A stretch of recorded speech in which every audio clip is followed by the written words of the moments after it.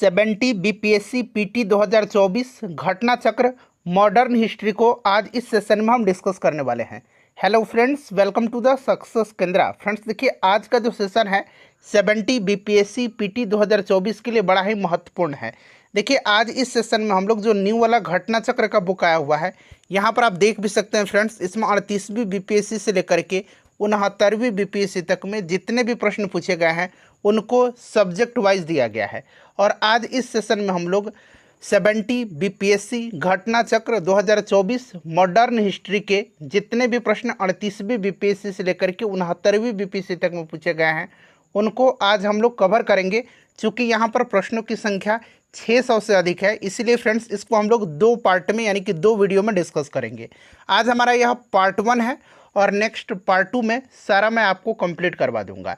इससे पहले ऑलरेडी मैंने आपको ये जो घटना चक्र फॉर बीपीएससी पीटी 2024 है, इससे संबंधित ढेर सारे वीडियो हमने कवर कराया हुआ है। अगर उनको आपने नहीं देखा हुआ है तो जाकर के देखिएगा, लिंक आपको डिस्क्रिप्शन बॉक्स में मिल जाएगा। फ्रेंड्स, अगर आप चैनल पर पहली बार विजिट कर रहे हैं तो चैनल को सब्सक्राइब कर लीजिए और जो बगल में बेल आइकन है, घंटी का निशान है, उसको भी ज़रूर दबा लीजिएगा ताकि जब भी 70 बीपीएससी 2024 से संबंधित कोई भी इम्पोर्टेंट वीडियो अपलोड किया जाए तो उसका नोटिफिकेशन सबसे पहले आपके पास पहुंच जाए। तो चलिए फ्रेंड्स, बिना देरी किए हुए सेशन आज के स्टार्ट करते हैं। एक बार सभी लोग फटाफट सेशन को लाइक कर दीजिए और फ्रेंड्स जब पूरा कंप्लीट सेशन को देख लीजिएगा तो इसे कम से कम एक ग्रुप में अवश्य ही फ्रेंड्स शेयर कर दीजिएगा। तो चलिए शुरू करते हैं अब हम लोग आज का सेशन। तो फ्रेंड्स, जैसे मैंने आपको बताया है कि आज इस सेशन में हम लोग 70 बीपीएससी घटना चक्र 2024 मॉडर्न हिस्ट्री को हम लोग यहाँ पर कवर करने वाले हैं। फ्रेंड्स देखिए, 38वीं बीपीएससी से लेकर के 69वीं बीपीएससी तक में जितने भी मॉडर्न हिस्ट्री के प्रश्न पूछे गए हैं, आधुनिक भारत के इतिहास से संबंधित प्रश्न पूछे गए हैं, उनको आज इस सेशन में हम डिस्कस करेंगे। और मैं आपको पहले ही बता देता हूं फ्रेंड्स कि ये जो मॉडर्न हिस्ट्री है इसमें प्रश्नों की संख्या 600 से भी अधिक है, इसीलिए इसको हम लोग दो पार्ट में कवर करेंगे। आज हम लोग पार्ट 1 डिस्कस करेंगे और इस पार्ट 1 में हम लोग 300 से अधिक प्रश्नों को कवर करेंगे। फिर हम लोग पार्ट 2 में भी 300 से अधिक प्रश्नों को कवर करेंगे। इस प्रकार से हम लोग इस कंप्लीट 600 प्लस प्रश्नों को हम लोग केवल दो वीडियो में, केवल दो सेशन में डिस्कस करेंगे। चलिए स्टार्ट करते हैं फ्रेंड्स। एक बार सभी लोग फटाफट सेशन को लाइक कर दीजिए। यहाँ पर आप देख भी सकते हैं आधुनिक भारत का इतिहास, और देखिए यहाँ पर प्रत्येक प्रश्न के नीचे आपको लिखा मिल जाएगा कि यह प्रश्न जो है किस वर्ष बीपीएससी में पूछा गया है। आप देख भी सकते हैं ये 45वीं बीपीएससी प्री 2001-2 का प्रश्न है। पहला प्रश्न है, पढ़िए कि पुर्तगाली उपनिवेश का प्रथम वायसराय भारत में कौन हुआ। फ्रेंड्स देखिए, अगर आप आंसर पहले से जानते हैं तो आंसर कमेंट करते चलिएगा। इससे क्या होगा कि आपका रिवीजन होते चलेगा और साथ ही साथ जो भी मैं एक्सप्लेन करूँगा उसको भी ध्यानपूर्वक सुनिएगा। इस तरह से एक प्रश्न के साथ साथ आपके 2 से 3 प्रश्न जो है कवर होते चलेंगे। अब यहाँ पर देखिए, पुर्तगाली उपनिवेश का प्रथम वायसराय भारत में कौन हुआ। तो फ्रेंड्स देखिए, भारत में प्रथम पुर्तगाली वायसराय के रूप में फ्रांसिस्को डी अल्मेडा का आगमन हुआ था। वह 1505 ईस्वी में भारत पहुँचा था। तो यहाँ पर देखिए फ्रांसिस्को डी अल्मेडा, ठीक है ना, पुर्तगाली उपनिवेश का प्रथम वायसराय हुआ था, ठीक है ना, और 1505 ईस्वी में इसका आगमन हुआ था। ये भी आप ध्यान रखिएगा, ठीक है फ्रेंड्स। चलिए उसके बाद हम लोग नेक्स्ट क्वेश्चन कर लेंगे। दूसरा प्रश्न हमारा कि बंगाल की खाड़ी में समुद्री डकैती हेतु हुगली का उपयोग कौन करता था। बंगाल की खाड़ी में समुद्री डकैती हेतु हुगली का उपयोग कौन करता था। तो फ्रेंड्स देखिए, ये उपयोग करते थे कौन, तो ये पुर्तगाली करते थे। पुर्तगालियों द्वारा हुगली को बंगाल की खाड़ी में समुद्री लूटपाट के लिए अड्डे के रूप में इस्तेमाल किया जाता था। तो यहाँ पर option number C right answer हो जाएगा। चलिए उसके बाद नेक्स्ट क्वेश्चन है हमारा कि निम्नलिखित अंग्रेजों में किसे जहांगीर ने खान की उपाधि से सम्मानित किया था। निम्नलिखित अंग्रेजों में किसे जहांगीर ने खान की उपाधि से सम्मानित किया था। तो फ्रेंड्स ये आपको भी पता है, यह हॉकिंस को किया था। हॉकिंस जो था ये ईस्ट इंडिया कंपनी का एक कर्मचारी तथा व्यापारी था और वह बादशाह जहांगीर के नाम इंग्लैंड के राजा जेम्स प्रथम का पत्र लेकर के 1608 ईस्वी में सूरत पहुंचा था, ठीक है ना। जहांगीर ने हॉकिंस को 400 का मनसब, याद रखिएगा, जहांगीर ने हॉकिंस को 400 का मनसब तथा फिरंगी खान अथवा इंग्लिश खान की उपाधि दिया था। ये भी आप ध्यान रखेंगे, यहाँ पर हॉकिंस राइट आंसर इसका हो जाएगा। चलिए नेक्स्ट क्वेश्चन हमारा कि भारत में 1612 ईस्वी में अंग्रेजों ने अपनी पहली फैक्ट्री कहाँ पर स्थापित किया था? बताइए राइट आंसर इसका क्या होगा, करेक्ट आंसर बताइए। भारत में 1612 में अंग्रेजों ने अपनी पहली फैक्ट्री कहाँ स्थापित किया था? तो फ्रेंड्स ये किया था सूरत में, ठीक है ना, सूरत में, ध्यान रखिएगा यहाँ पर सूरत इसका आंसर हो जाएगा, सूरत में किया था। चलिए उसके बाद देखिएगा कि निम्नलिखित में से किस अंग्रेज अधिकारी ने पुर्तगालियों को स्वाली के स्थान पर हराया था? बताइए स्वाली के स्थान पर हराया था, करेक्ट आंसर यहाँ पर क्या होगा? तो फ्रेंड्स देखिए यहाँ पर इसका जो राइट आंसर होगा ना वो आपका ऑप्शन बी हो जाएगा, थॉमस बेस्ट, ठीक है ना, थॉमस बेस्ट, याद रखिएगा थॉमस बेस्ट करेक्ट आंसर हो जाएगा। चलिए थॉमस बेस्ट। नेक्स्ट क्वेश्चन कर लेंगे हम लोग, अगला प्रश्न है हमारा, देखिए नेक्स्ट क्वेश्चन है किस मुगल शासक के समय में सर थॉमस रो भारत आया था? सर थॉमस रो भारत आया था, तो फ्रेंड्स ये भी आया था जहांगीर के समय में, ठीक है ना, और अभी हमने हॉकिंस के बारे में भी पढ़ा है, तो हॉकिंस भी जहांगीर के समय में आया था और सर थॉमस रो भी जहांगीर के समय में ही आया था, ठीक है। सर थॉमस रो ये आपके ब्रिटेन के राजा जेम्स प्रथम के दूत के रूप में 1615 में ये सूरत पहुंचा था और 1616 में वह अजमेर में मुगल शासक जहांगीर के दरबार में उपस्थित हुआ था, तो इसे भी आप ध्यान रखेंगे। चलिए 67वीं बीपीएससी का प्रश्न था, देखिए डच ईस्ट इंडिया कंपनी ने किस वर्ष अपनी फैक्ट्री पटना में स्थापित किया था? बड़ा ही इंपॉर्टेंट है और बड़ा ही फेवरेट क्वेश्चन है ये बीपीएससी का, ठीक है ना। डच ईस्ट इंडिया कंपनी ने किस वर्ष अपनी फैक्ट्री पटना में स्थापित किया था? तो याद रखिएगा फ्रेंड्स 1632 में, ठीक है ना, ये 65 बीपीएससी का प्रश्न है और आगे भी आपको देखने को मिलेगा 1632 में, ठीक है ना। डच ईस्ट इंडिया कंपनी ने 1632 में अपनी फैक्ट्री कहाँ पर स्थापित किया था? तो ये जगह का भी नाम इंपॉर्टेंट है, पटना, आप याद रखिएगा, ठीक है ना। चलिए उसके बाद नेक्स्ट क्वेश्चन हमारा कि डच ईस्ट इंडिया कंपनी ने किस वर्ष पटना में अपना कारखाना स्थापित किया था? तो देखिए फिर से ये प्रश्न रिपीट हुआ, ये 69वीं बीपीएससी में, पिछली बार ही ये प्रश्न पूछा गया है, ठीक है ना। आप देख सकते हैं 1632 यहाँ पर दिया गया है, ऑप्शन नंबर यहाँ पर सी राइट आंसर हो जाएगा। नेक्स्ट क्वेश्चन हमारे कि सर्वप्रथम किस मुगल शासक ने ब्रिटिश के विरुद्ध संघर्ष किया था? बताइए राइट आंसर क्या होगा इसका? सर्वप्रथम किस मुगल शासक ने ब्रिटिश के विरुद्ध संघर्ष किया था? देखिए मुगलों का अंग्रेजों यानी कि ब्रिटिशों के साथ पहली बार संघर्ष 1686 में औरंगजेब के शासनकाल में हुआ था, ठीक है ना। मुगल गवर्नर शाइस्ता खान ने जॉब चौरनौक सहित अंग्रेजों को हुगली से खदेड़ दिया था, तो यहाँ पर औरंगजेब यहाँ पर आंसर हो जाएगा। चलिए उसके बाद देखिए निम्नलिखित में से प्रथम कर्नाटक युद्ध का कौन सा तत्कालिक कारण था? प्रथम कर्नाटक युद्ध, ठीक है ना, कर्नाटक का प्रथम युद्ध जो है ये 1746 से 1748 ईस्वी तक चला था। ऑस्ट्रिया के उत्तराधिकार युद्ध जो कि 1740 में आरंभ हुआ था, इसी का एकमात्र विस्तार था यह, ठीक है ना। और देखिए अंग्रेजों द्वारा फ्रांसीसी जहाज़ों का अधिग्रहण जो है प्रथम कर्नाटक युद्ध का तात्कालिक कारण माना जाता है, तो ऑप्शन नंबर यहाँ पर डी करेक्ट आंसर इसका हो जाएगा, ठीक है, इसे आप ध्यान रखिएगा, इंपॉर्टेंट है। चलिए नेक्स्ट क्वेश्चन कर लेंगे, और आपको पता है कि एक्स ला सापिल की संधि के तहत जो है ऑस्ट्रिया के उत्तराधिकार युद्ध का समापन हुआ था, ठीक है ना, इसे भी आप ध्यान रखेंगे। चलिए उसके बाद हम लोग नेक्स्ट क्वेश्चन करेंगे कि 1760 का प्रसिद्ध वांडीवास का युद्ध अंग्रेजों द्वारा किसके खिलाफ लड़ा गया था? आपको याद रखना है फ्रेंड्स कि वांडीवास का युद्ध हुआ था कब? तो 1760 में हुआ था। अंग्रेज और किसके मध्य हुआ था? तो अंग्रेजों और फ्रांसीसियों के मध्य हुआ था। इसमें जीत किसकी हुई थी? तो अंग्रेजों की जीत हुई थी और फ्रांसीसियों की हार हुई थी, ठीक है ना। अंग्रेजी सेना का नेतृत्व कौन कर रहा था? तो सर आयरकुट कर रहा था। और फ्रांसीसी सेना का नेतृत्व कौन कर रहा था? तो काउंट डी लाली कर रहा था, ठीक है ना। तो ये सब आप याद रखिएगा। चलिए उसके बाद नेक्स्ट क्वेश्चन है हमारा कि बक्सर की लड़ाई के बाद किस संधि पर हस्ताक्षर किए गए थे? बक्सर की लड़ाई, अच्छा बक्सर का युद्ध हुआ था कब? तो फ्रेंड्स ये 1764 में हुआ था, याद रखिएगा 1764 में बक्सर का युद्ध हुआ था, ठीक है ना। मीर कासिम अवध के नवाब शुजाउद्दौला और मुगल सम्राट शाह आलम द्वितीय की संयुक्त सेना थी एक तरफ, और दूसरी तरफ अंग्रेज थे। इसमें अंग्रेजों की जीत हुई थी और ये जो संयुक्त सेनाएं लड़ रही थी मीर कासिम अवध के नवाब शुजाउद्दौला और मुगल सम्राट शाह आलम द्वितीय की इनकी हार हुई थी। ठीक है फ्रेंड्स, इसको आप ध्यान रखिएगा। इसमें अंग्रेजी सेना का नेतृत्व हेक्टर मुनरो कर रहा था। ठीक है, और बक्सर की लड़ाई के बाद किस संधि पर हस्ताक्षर हुए थे, तो ये इलाहाबाद की संधि थी, इलाहाबाद की संधि। ठीक है ना, 1765 आप याद रखिएगा। चलिए नेक्स्ट क्वेश्चन है हमारा कि वर्ष खाली स्थान दिया गया में टीपू सुल्तान और ब्रिटिश ईस्ट इंडिया कंपनी के बीच मंगलुरु की संधि पर हस्ताक्षर किए गए थे।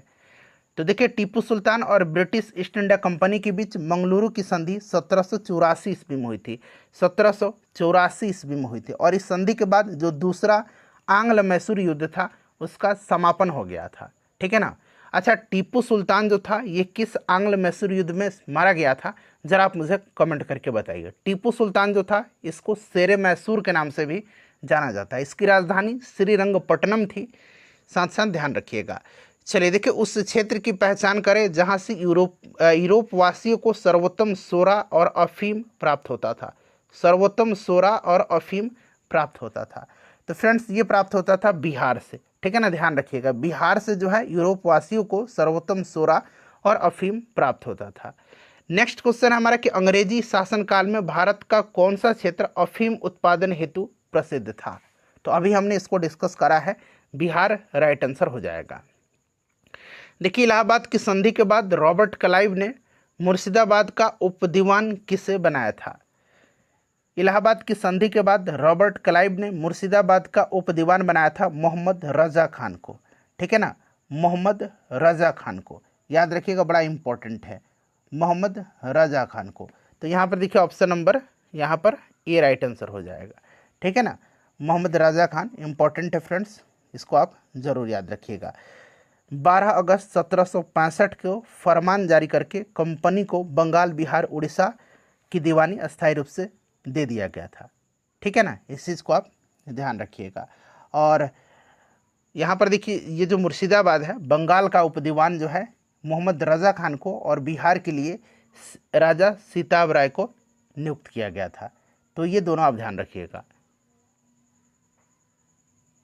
सम्राट शाह आलम द्वितीय ने ईस्ट इंडिया कंपनी को बंगाल, बिहार और उड़ीसा की दीवानी कब प्रदान किया था। तो अभी मैंने आपको बताया था जस्ट कि शाह आलम द्वितीय ने अपने 12 अगस्त 1765 ईस्वी के फरमान के द्वारा कंपनी को बंगाल, बिहार और उड़ीसा की दीवानी अस्थायी रूप से दे दिया था। तो ऑप्शन नंबर यहाँ पर ए फ्रेंड्स राइट आंसर हो जाएगा। चलिए उसके बाद हम लोग नेक्स्ट क्वेश्चन करेंगे कि मुगल बादशाह बहादुर शाह जफर के बारे में कहा जाता है कि उसके साम्राज्य की सीमा थी। बहादुर शाह जफर के बारे में नहीं, बल्कि मुगल शासक शाह आलम द्वितीय के बारे में कहा जाता है। ठीक है ना, शाह आलम द्वितीय के बारे में, शाह आलम द्वितीय के बारे में कहा जाता है। ये कहावत है, ठीक है ना, फारसी भाषा में है कि सल्तनते शाह आलम अज दिल्ली तपालम, अर्थात शाह आलम के काल में मुगल साम्राज्य सिकुड़ते सिमटते दिल्ली के लाल किले से मात्र पालम गांव तक रह गया था। ठीक है ना, तो यहाँ पर इसका आंसर होगा आपका इनमें से कोई नहीं। ठीक है ना, हालांकि उस समय क्या हुआ था कि जो बिहार लोकसभा आयोग जो है ना, इस प्रश्न को निरस्त कर दिया था, मतलब डिलीट कर दिया था। ठीक है ना, तो ये मुगल बादशाह बहादुर शाह जफर के बारे में नहीं, ये मुगल बादशाह शाह आलम द्वितीय के बारे में है। ठीक है, चलिए उसके बाद देखिएगा कि रणजीत सिंह ने सुप्रसिद्ध कोहिनूर हीरा प्राप्त किया था। तो देखिए, रणजीत सिंह ने सुप्रसिद्ध कोहिनूर हीरा किससे प्राप्त किया था। तो फ्रेंड्स यह शाह शुजा से प्राप्त किया था। ठीक है ना, शाह शुजा से इन्होंने प्राप्त किया था, याद रखिएगा। ठीक है, शाह शुजा, इसने काबुल का राज्य प्राप्त करने के लिए शाह शुजा ने रणजीत सिंह से सहायता मांगी थी और उन्हें कोहिनूर, जिसको कि कोहिनूर हीरा कहा जाता था, उसको भेंट दिया था। ठीक है, चलिए उसके बाद नेक्स्ट क्वेश्चन है हमारा कि टीपू सुल्तान ने अपनी राजधानी बनाई थी। तो मैंने बताया था कि टीपू सुल्तान की राजधानी श्रीरंगपट्टनम में थी। तो ऑप्शन नंबर यहाँ पर ए राइट आंसर हो जाएगा। देखिए, अंग्रेजों ने श्रीरंगपट्टनम की संधि किसके साथ किया था। श्रीरंगपट्टनम की संधि किसके साथ किया था। तो देखिए, श्रीरंगपट्टनम की संधि किया था टीपू सुल्तान के साथ। ऑप्शन नंबर यहाँ पर सी राइट आंसर हो जाएगा। ठीक है ना, श्रीरंगपट्टनम की संधि हुई थी और इस संधि के द्वारा जो तीसरा आंग्ल मैसूर युद्ध था वो समाप्त हो गया था। ठीक है ना, और इसी तीसरे आंग्ल मैसूर युद्ध में आपको याद होगा टीपू सुल्तान किस में मारा गया था, चौथे आंग्ल मैसूर युद्ध में मारा गया था। ठीक है, चतुर्थ आंग्ल मैसूर युद्ध में टीपू सुल्तान मारा गया था। देखिए ठगों का उन्मूलन किसके नेतृत्व में हुआ था, बताइए। ठगों का उन्मूलन जो है ये किसके नेतृत्व में हुआ था। इंपॉर्टेंट क्वेश्चन आप देख सकते हैं, 64वीं बीपीएससी में ये प्रश्न पूछा गया है। चलिए बताइए, ठगों का उन्मूलन किसके नेतृत्व में हुआ था। तो देखिए फ्रेंड्स, ये हुआ था कैप्टन स्लीमैन के नेतृत्व में, ठीक है ना, कैप्टन स्लीमैन के नेतृत्व में ठगों का उन्मूलन, ठीक है ना, कैप्टन स्लीमैन के नेतृत्व में। याद रखिएगा, बड़ा इंपॉर्टेंट है, ठीक है, इंपॉर्टेंट है।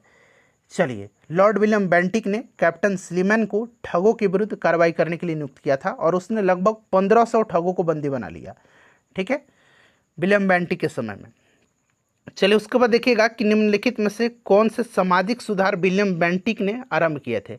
विलियम बेंटिक ने, यहाँ पर देखिए ये 1 2 3 4 यहाँ पर आपको कथन दिया गया है और नीचे कूट में से आपको सही उत्तर चुन करके बताना है। ये 67वीं बीपीएससी का प्रश्न है। चलिए, तो हम लोग यहाँ पर एक एक करके सब लोग पढ़ेंगे कि सती प्रथा का उन्मूलन किया था। तो बिल्कुल सही दिया गया, लॉर्ड विलियम बेंटिक ने सती प्रथा का उन्मूलन किया था। तो ये तो आपका सही हो गया। दास प्रथा का उन्मूलन इसने किया था, दास प्रथा का उन्मूलन, ठीक है ना। तो दास प्रथा का भी उन्मूलन किया था विलियम बेंटिक के काल में ही। भारत सरकार अधिनियम 1833 पारित किया गया था, ठीक है ना। भारत सरकार अधिनियम 1833 पास किया गया था, पारित किया गया था और इसमें दास प्रथा के उन्मूलन का प्रावधान किया गया था। तो ये भी आपका सही हो जाएगा, ठीक है ना। चलिए, उसके बाद देखिएगा कि धर्म परिवर्तन के कारण अयोग्यता के प्रावधान को हटाना।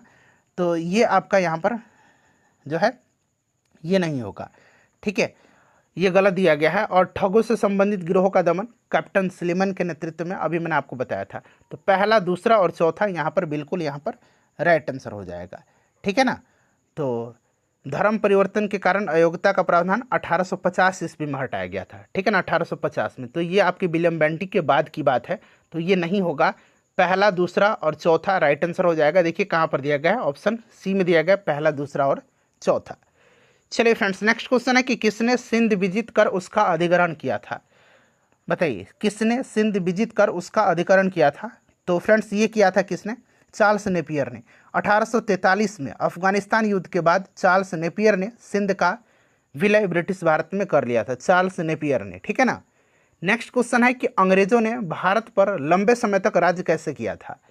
अंग्रेजों ने भारत पर लंबे समय तक राज्य कैसे किया था। तो फ्रेंड्स, ये बांटो और राज्य करो की नीति के कारण, ठीक है ना, ऑप्शन सी राइट आंसर हो जाएगा। इससे पहले मैंने आपको प्राचीन भारत का इतिहास कराया हुआ है। उसके बाद देखिए बायोलॉजी, फिजिक्स मैंने कवर करा दिया था। बिहार का हिस्ट्री और बिहार का ज्योग्राफी मैंने कवर कराया हुआ है। अगर आपने नहीं देखा है तो देख लीजिएगा, लिंक आपको डिस्क्रिप्शन बॉक्स में मिल जाएंगे। देखिए, बंगाल में द्विशासन प्रणाली किसके द्वारा लागू किया गया था। तो द्विशासन जो था, इसका शुरुआत बंगाल में रॉबर्ट क्लाइव के समय में 1765 ईस्वी में हुई थी और वारेन हेस्टिंग के कार्यकाल में 1772 में इसे कोर्ट ऑफ डायरेक्टर्स ने दोहरी शासन प्रणाली को समाप्त करने का निर्णय लिया था और कलकत्ता परिषद एवं उसके प्रधान को आज्ञा दिया था कि वे स्वयं दीवान बने और बंगाल, बिहार और उड़ीसा के प्रबंध को अपने हाथों में ले ले। वारेन हेस्टिंग्स ने दोनों उप दीवान मोहम्मद रजा और राजा सीताब राय को बर्खास्त कर दिया था, पदच्युत कर दिया था, ठीक है ना। तो यहाँ पर ऑप्शन सी राइट आंसर होगा इसका। चलिए, द्वैध शासन का जनक किसे माना जाता है। द्वैध शासन का जनक माना जाता है सर लियोनिल कार्टिस को, ठीक है ना। बड़ा इंपॉर्टेंट है, याद रखिएगा, सर लियोनिल कार्टिस को। इनको जो है आपको द्वैध शासन का जनक माना जाता है, ठीक है। नेक्स्ट क्वेश्चन है हमारा कि भारत में प्रथम रेलवे लाइन किस ब्रिटिश गवर्नर के समय में बिछाई गई थी। तो भली भांति आपको याद होगा फ्रेंड्स कि 1853 में बम्बई से लेकर के थाने के बीच लॉर्ड डलहौजी के समय में ये बिछाई गई थी, ठीक है ना। तो यहाँ पर देखिए लॉर्ड डलहौजी राइट आंसर हो जाएगा, क्लियर। चलिए, उसके बाद नेक्स्ट क्वेश्चन कर लेंगे कि मुंगेर का बरहिया ताल विरोध जो है इसका उद्देश्य क्या था। मुंगेर का बरहिया ताल विरोध का उद्देश्य क्या था। देखिए, मुंगेर के बरहिया ताल जो विरोध था उसका उद्देश्य बकास्त भूमि की वापसी की मांग थी और यह आंदोलन 1936 से 38 तक, 1936 से 1938 तक कार्यानंद शर्मा के नेतृत्व में चलाया गया था। नाम इंपॉर्टेंट है, कार्यानंद शर्मा, ठीक है ना। तो यहाँ पर आप ऑप्शन ए राइट आंसर कर लेंगे, बकास्त भूमि की वापसी की मांग। देखिए, 1857 में भारत का गवर्नर जनरल कौन था। ऑब्वियसली आपको भी याद होगा, लॉर्ड कैनिंग था, ठीक है ना, लॉर्ड कैनिंग यहाँ पर राइट आंसर हो जाएगा, ठीक है। लॉर्ड कैनिंग ये भारत का अंतिम गवर्नर जनरल और पहला वायसराय था। क्लियर। चलिए उसके बाद नेक्स्ट क्वेश्चन करेंगे कि अंग्रेजी भारतीय सेना में चर्बी वाले कारतूस से चलने वाले एनफील्ड राइफल कब शामिल किया गया था। तो देखिए जो एनफील्ड राइफल था ना, ये आपको शामिल किया गया था दिसंबर 1856 में, ठीक है ना। चलिए तो यहाँ पर option number B right answer हो जाएगा इसका। आपको याद होगा कि दिसंबर 1856 में सरकार ने पुराने लोहे वाली बंदूक ब्राउन बेस के स्थान पर नए एनफील्ड राइफल को प्रयोग का निश्चय किया था, और इन राइफलों में दमदम, अम्बाला और जो आपका सियालकोट था वहाँ पर जो है चर्बी युक्त कारतूसों का प्रयोग किया जाना था, जिसमें कि गाय और सुअर की चर्बी लगी होती थी, और इस नई राइफल में कारतूस के ऊपर भाग को मुंह से काटना पड़ता था। फिर जनवरी 1857 में, एक महीने के बाद, बंगाल सेना में यह अफवाह फैल गया कि चर्बी वाले कारतूस में गाय और सुअर की चर्बी है, और सैनिक अधिकारियों ने इस अफवाह की जांच किए बिना तुरंत इसका खंडन कर दिया। किंतु सैनिकों का विश्वास हो गया कि चर्बी वाले कारतूस का प्रयोग उनके धर्म को भ्रष्ट करने के लिए निश्चित रूप से एक प्रयत्न है, साजिश है, ठीक है। और यही कारतूस 1857 के विद्रोह की तात्कालिक कारण बनी थी। चलिए उसके बाद देखिए 1857 के विद्रोह का नेतृत्व बिहार में किसने किया था। यह प्रश्न घुमा फिरा करके कई बार पूछा गया है, ठीक है, आप देखिएगा। तो वीर कुंवर सिंह थे, ऑप्शन नंबर यहाँ पर बी राइट आंसर हो जाएगा, ठीक है। इनको बिहार का सिंह भी कहा जाता है, याद रखिएगा। चलिए उसके बाद देखिएगा कि बिहार में 1857 के विद्रोह का नेतृत्व किसने किया था। तो अभी मैंने आपको बताया था वीर कुंवर सिंह, राइट आंसर हो जाएगा। उसके बाद देखिए जगदीशपुर के किस व्यक्ति ने 1857 के विप्लव में क्रांतिकारियों का नेतृत्व किया था। तो देखिए फिर से वीर कुंवर सिंह हो जाएंगे। देखिए कितना बार पूछा गया। कुंवर सिंह राजा कहाँ के थे। तो कुंवर सिंह जगदीशपुर के राजा थे। कहाँ के थे, जगदीशपुर के राजा थे, ठीक है। चलिए उसके बाद देखिएगा कि 1857 के विद्रोह के एक नेता कुंवर सिंह किस स्थान से संबंधित थे। तो ये जगदीशपुर थे। देखिए ये 67वीं बीपीएससी में पूछा गया है। देखिए कुंवर सिंह अंग्रेजों के खिलाफ 1857 के विद्रोह में किस जगह शामिल हुए थे, बताइए किस जगह ये शामिल हुए थे। तो फ्रेंड्स ये आरा में, ठीक है ना। तो यहाँ पर ऑप्शन ए राइट आंसर हो जाएगा। चलिए उसके बाद नेक्स्ट क्वेश्चन कर लेंगे कि इनमें से किसने 1857 के विद्रोह में सक्रिय भाग लिया था। सक्रिय भाग इसमें से किसने लिया था, बताइए राइट आंसर क्या हो जाएगा, करेक्ट आंसर बताइए। तो यहाँ पर देखिएगा आपका लखनऊ से बेगम हजरत महल थे, कानपुर से नाना साहब, फैजाबाद से मौलवी अहमदुल्ला, ठीक है ना। फैजाबाद से मौलवी अहमदुल्ला ने नेतृत्व किया था, और दिल्ली से बेगम जीनत महल, ये आपके बहादुर शाह जो जफर थे उनकी पत्नी थी, उनकी बेगम थी, ठीक है ना। इन्होंने भी विद्रोह में भाग लिया था। इस प्रकार से देखा जाए तो सभी विकल्पों में से सबसे उचित आंसर तो आपको ऑप्शन ही होगा, उपरोक्त में से एक से अधिक, ठीक है। चलिए पटना के 1857 के स्वतंत्रता संग्राम के नेता कौन थे। पटना के, अच्छा पटना में पीर अली खां के नेतृत्व में हुआ था 1857 का विद्रोह। तो कहीं कि ऑप्शन में पीर अली खां अगर दे देगा ना तो आप पटना दे करके तो पीर अली खां लगा लीजिएगा, लेकिन यहाँ पर कुंवर सिंह ऑलरेडी दे रखा है। देखिए कुंवर सिंह करेक्ट आंसर हो जाएगा, ऑप्शन नंबर बी, ठीक है। चलिए उसके बाद हम लोग नेक्स्ट क्वेश्चन करेंगे कि 1857 के विद्रोह का बिहार में 15 जुलाई 1857 से 20 जनवरी 1858 तक केंद्र था, बताइए। तो फ्रेंड्स ये केंद्र था कहाँ पर, तो फ्रेंड्स ये जगदीशपुर था, ठीक है। चलिए जगदीशपुर के राजा थे कौन, तो अभी हमने करा है इसको कुंवर सिंह। कुंवर सिंह ने 1857 के विद्रोह का नेतृत्व किस प्रांत से किया था, तो प्रांत ये बिहार था, ठीक है फ्रेंड्स। चलिए 1857 के विद्रोह का नेतृत्व बिहार में किसने किया था, तो देखिए कुंवर सिंह। कितना बार ये प्रश्न पूछा गया है देख सकते हैं। बिहार में 1857 के विद्रोह का नेतृत्व किसने किया था, तो देखिए ऑप्शन सी में दे रखा है वीर कुंवर सिंह।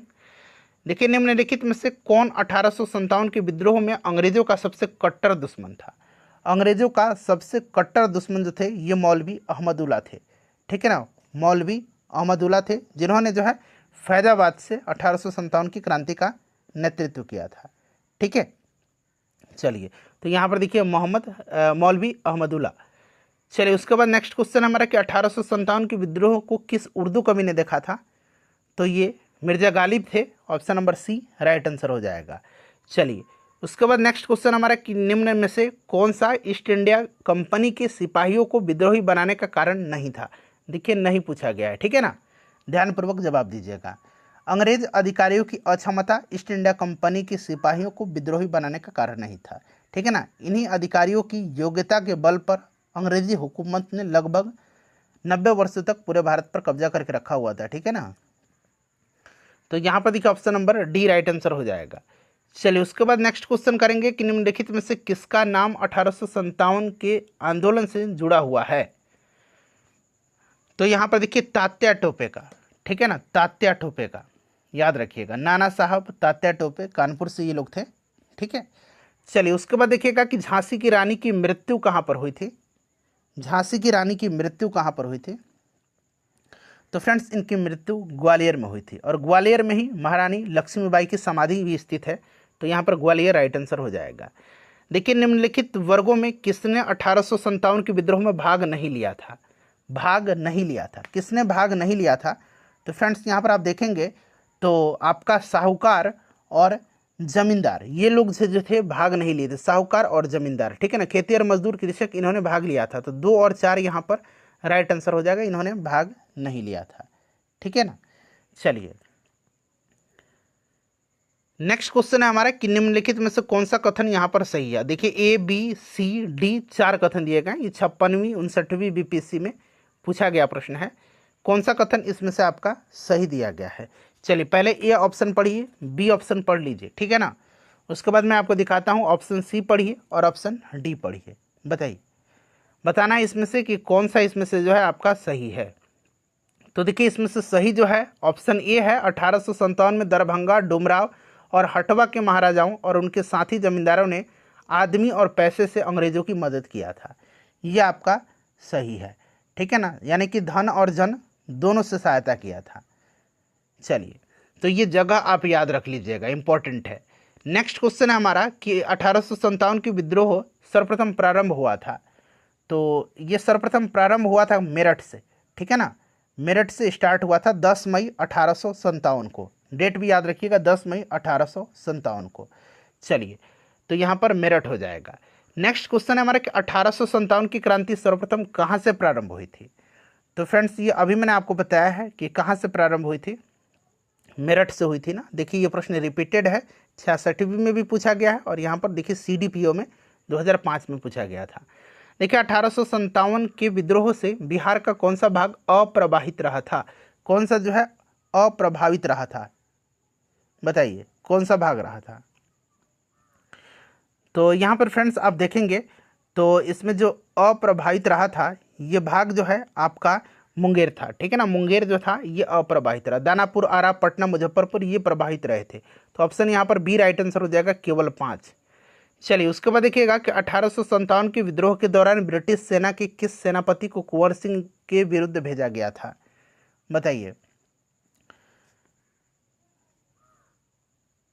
तो फ्रेंड्स देखिए 1857 के विद्रोह के दौरान ब्रिटिश सेना ने विंसेंट आयर को कुंवर सिंह के विरुद्ध भेजा था, ठीक है ना। तो देखिए यहाँ पर राइट आंसर इसमें से क्या हो जाएगा, ऑप्शन ई हो जाएगा, उपरोक्त में से कोई नहीं, ठीक है। चलिए ये ह्यूरुज रानी लक्ष्मीबाई के खिलाफ था, याद रखिएगा, पूछा जा सकता है। 1857 के विद्रोह लखनऊ में किसके नेतृत्व में आगे बढ़ा था। तो ये आपकी बेगम हजरत महल थी। तो बेगम ऑफ औध यहाँ पर दिया गया है, बेगम हजरत महल, याद रखिएगा। चलिए उसके बाद देखिए 1857 का विद्रोह मुख्यतः किस कारण से असफल रहा था। तो यह असफल दरअसल रहा था कि किसी सामान्य योजना और केंद्रीय संगठन की कमी के कारण। तो ऑप्शन नंबर यहाँ पर बी करेक्ट आंसर हो जाएगा। देखिए 1857 की विद्रोह की विफलता के निम्नलिखित में से कौन से कारण थे। और यहाँ पर देखिए 3 स्टेटमेंट हैं और नीचे दिए गए कूट का प्रयोग करके सही आंसर आपको चुनना है। यहाँ पर आंसर दिया गया 69वीं बीपीएससी का लास्ट ईयर में ये प्रश्न 2023 में पूछा गया है, ठीक है ना। चलिए बताइए करेक्ट आंसर इसका क्या होगा। तो फ्रेंड्स यहाँ पर आप देखेंगे तो देखिए अंग्रेजों की सैन्य श्रेष्ठता 1857 विद्रोह की विफलता के कारण नहीं, अंग्रेजों की सैन्य श्रेष्ठता ने अंग्रेजों को जीत दिलाया था। ये नहीं होगा, विद्रोहियों के पास कोई एकीकृत कार्यक्रम एवं विचारधारा नहीं थे, ठीक है। तो आपका ये आपका हो सकता है निम्नलिखित में से कौन से कारण थे। ये तो हो सकता है विद्रोह के पास कोई एकीकृत कार्यक्रम विचारधारा नहीं थी, समाज के सभी वर्गों से समर्थन का अभाव था। तो 2 और 3 यहाँ पर आंसर होना चाहिए। देखते हैं ऑप्शन में क्या दिया गया है, 2 और 3 दिया गया, ऑप्शन ए राइट आंसर हो जाएगा यहाँ पर, ठीक है। चलिए नेक्स्ट क्वेश्चन कर लेंगे हम लोग। अगला प्रश्न हमारा यहाँ पर देखिए कथन दिया गया है और कारण दिया गया है। कह रहा है कि 1857 में प्रथम स्वतंत्रता संग्राम ब्रिटिश सरकार से स्वतंत्रता प्राप्त करने में असफल रहा था। कारण है कि बहादुर शाह जफर के नेतृत्व को जन सहयोग नहीं मिला था और अधिकांश महत्वपूर्ण रियासतों के शासक ने उनका साथ देने में कतरा गए थे। और बताइए कि नीचे दिए गए कोड का प्रयोग करके आंसर आपको यहाँ पर बताना है कि दोनों सही हैं, क और का क का सही स्पष्टीकरण है। ऑप्शन बी में पढ़िए, ठीक है ना, और इसका आंसर दीजिए। देखिए ऑप्शन ए राइट आंसर हो जाएगा, दोनों जो सही हैं और क का सही स्पष्टीकरण है। बिल्कुल बिल्कुल है, बहादुर शाह जफर के नेतृत्व को जनसहयोग नहीं मिला था और अधिकांश महत्वपूर्ण रियासतों के शासक उनका साथ देने से कतरा गए थे। ठीक है, चलिए नेक्स्ट क्वेश्चन कर लेंगे। अगला प्रश्न कर लेंगे। चलिए नेक्स्ट क्वेश्चन है हमारा कि महारानी विक्टोरिया ने भारतीय प्रशासन को ब्रिटिश ताज के नियंत्रण में लेने की घोषणा कब किया था?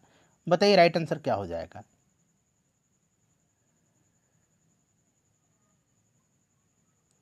करेक्ट आंसर बताइए क्या हो जाएगा। तो फ्रेंड्स देखिए यहाँ पर करेक्ट आंसर हो जाएगा 1 नवंबर 1858 को। ठीक है ना, 1 नवंबर 1858 को ध्यान रखिएगा। चलिए 1 नवंबर 1858 को महारानी विक्टोरिया ने भारतीय प्रशासन को ब्रिटिश ताज के नियंत्रण में लेने की घोषणा किया था और इस घोषणा के बाद भारत में कंपनी शासन को समाप्त करके भारत में सीधे ब्रिटिश क्राउन के अधीन इसको कर दिया गया था।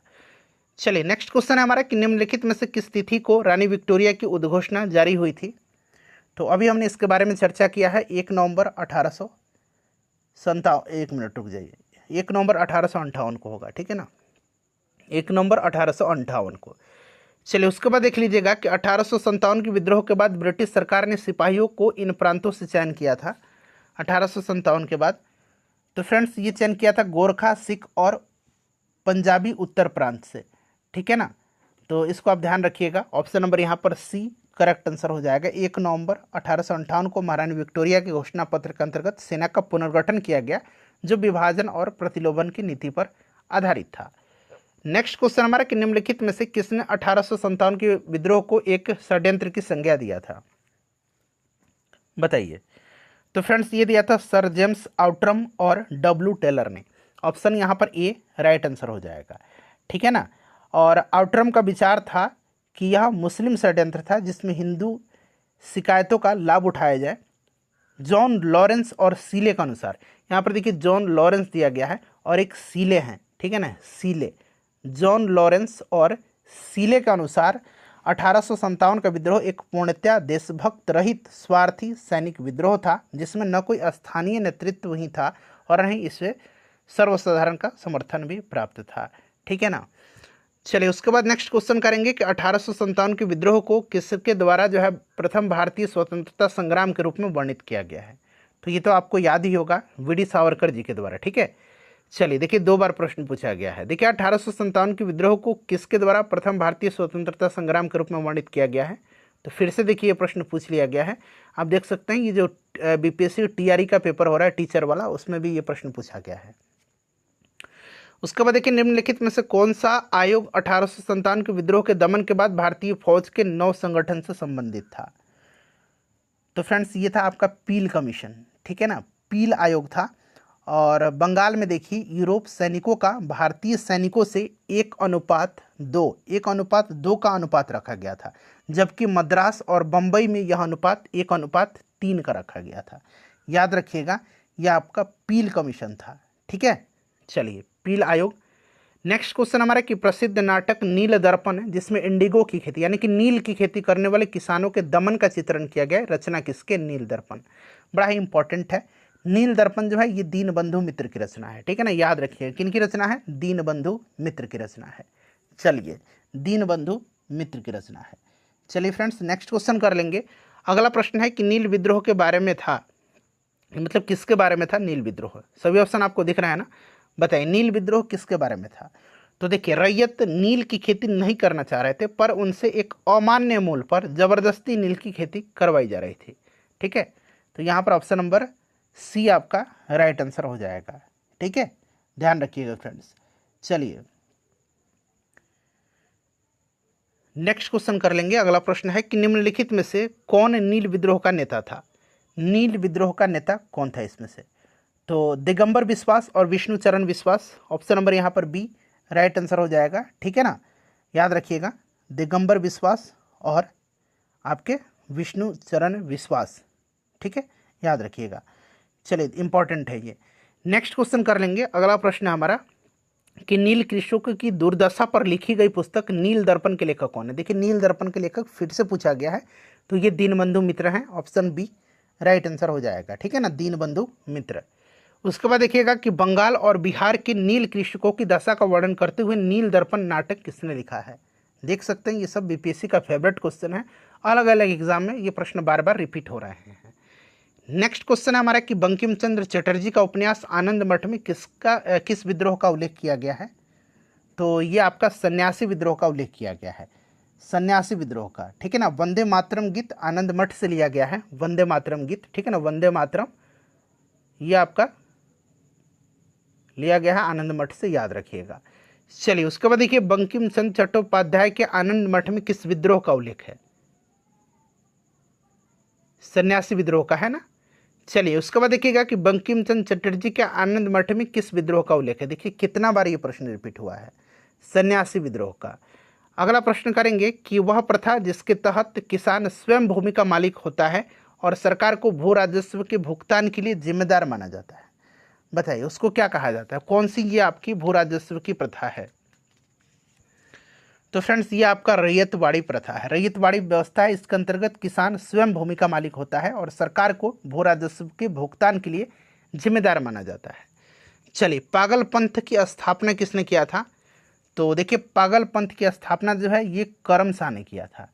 ठीक है ना, पागल पंथ एक अर्ध धार्मिक संप्रदाय था जिसे उत्तरी बंगाल के करमशाह ने चलाया था। करमशाह का पुत्र था और उनका उत्तराधिकारी था टीपू। ठीक है ना, टीपू। ठीक है, टीपू जो था ये धार्मिक और राजनीतिक उद्देश्यों से ये प्रेरित था इसे आप ध्यान रखिएगा। ठीक है, तो यहाँ पर देखिए पहले करमशाह राइट आंसर हो जाएंगे। उसके बाद देखिए फराजी कौन थे? फराजी जो थे ये कौन थे, बताइए फराजी कौन थे? तो फराजी जो थे ये हाजी शरियतुल्लाह के अनुयायी थे। ठीक है ना, ये बंगाल की फरीदपुर के हाजी शरियतुल्लाह के द्वारा चलाए गए संप्रदाय के अनुयायी थे। ठीक है फ्रेंड्स, इसको आप ध्यान रखिएगा। चलिए, शरीयतुल्लाह का पुत्र दादू मियाँ ने बंगाल से अंग्रेजों को निकालने के लिए योजना बनाई और यह विद्रोह 1818 से 1862 तक चला था, फराजी। ठीक है, चलिए, तो यहाँ पर ऑप्शन ए राइट आंसर हो जाएगा। उसके बाद देखिए फराजी आंदोलन की शुरुआत किसने किया था? आगे ना प्रश्न। तो फ्रेंड्स, ये हाजी शरियतुल्लाह ने किया था। नेक्स्ट क्वेश्चन है कुका आंदोलन को किसने संगठित किया था? कुका आंदोलन को संगठित किया था किसने? तो गुरु राम सिंह ने। पंजाब में चलाया गया था ये कुका आंदोलन। ठीक है, ध्यान रखिएगा। चलिए, और ये बहावी आंदोलन से कुछ मिलता जुलता आंदोलन था। नेक्स्ट क्वेश्चन है हमारा कि पंजाब में कुका आंदोलन का प्रारंभिक उद्देश्य क्या था? तो ये सिख धर्म को परिष्कृत करना था। ठीक है ना, सिख धर्म को परिष्कृत करना था। क्लियर? चलिए, तो यहाँ पर option number A right answer इसका हो जाएगा।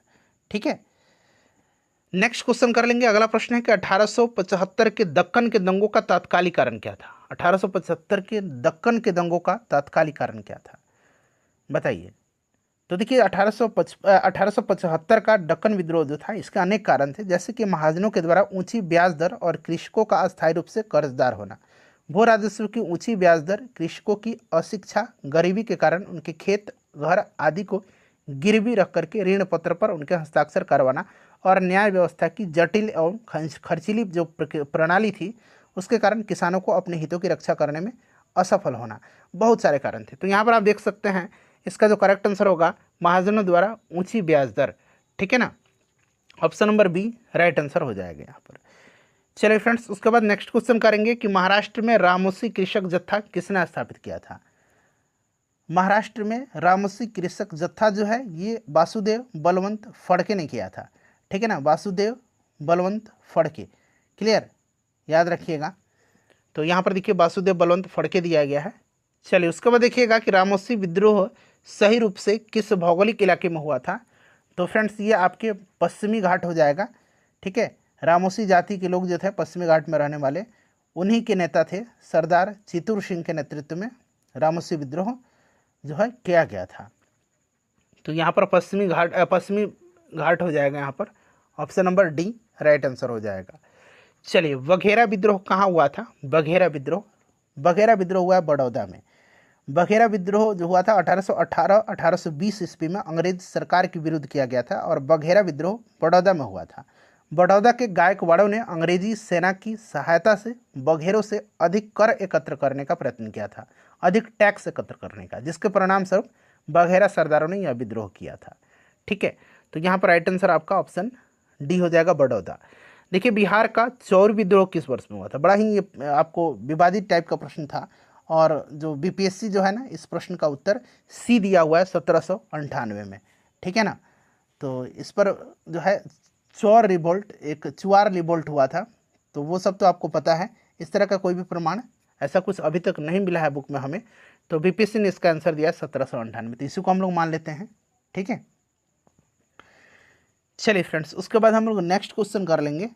अगला प्रश्न है हमारा कि मानव बलि प्रथा का निषेध करने के कारण अंग्रेजों के विरुद्ध विद्रोह करने वाली राजनीति जो जनजाति थी उसका नाम क्या है? तो मानव बलि प्रथा के निषेध के लिए खोंड जनजाति ने विरोध किया था। यहाँ पर देखिए खोंड दिया गया है। ठीक है ना, इसको आप ध्यान रखिएगा डायरेक्टली।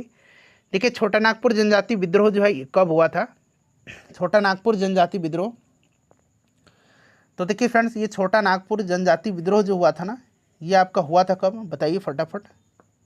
तो देखिए, छोटा नागपुर जनजाति विद्रोह के नाम से कोई भी ऐसा विद्रोह नहीं हुआ है।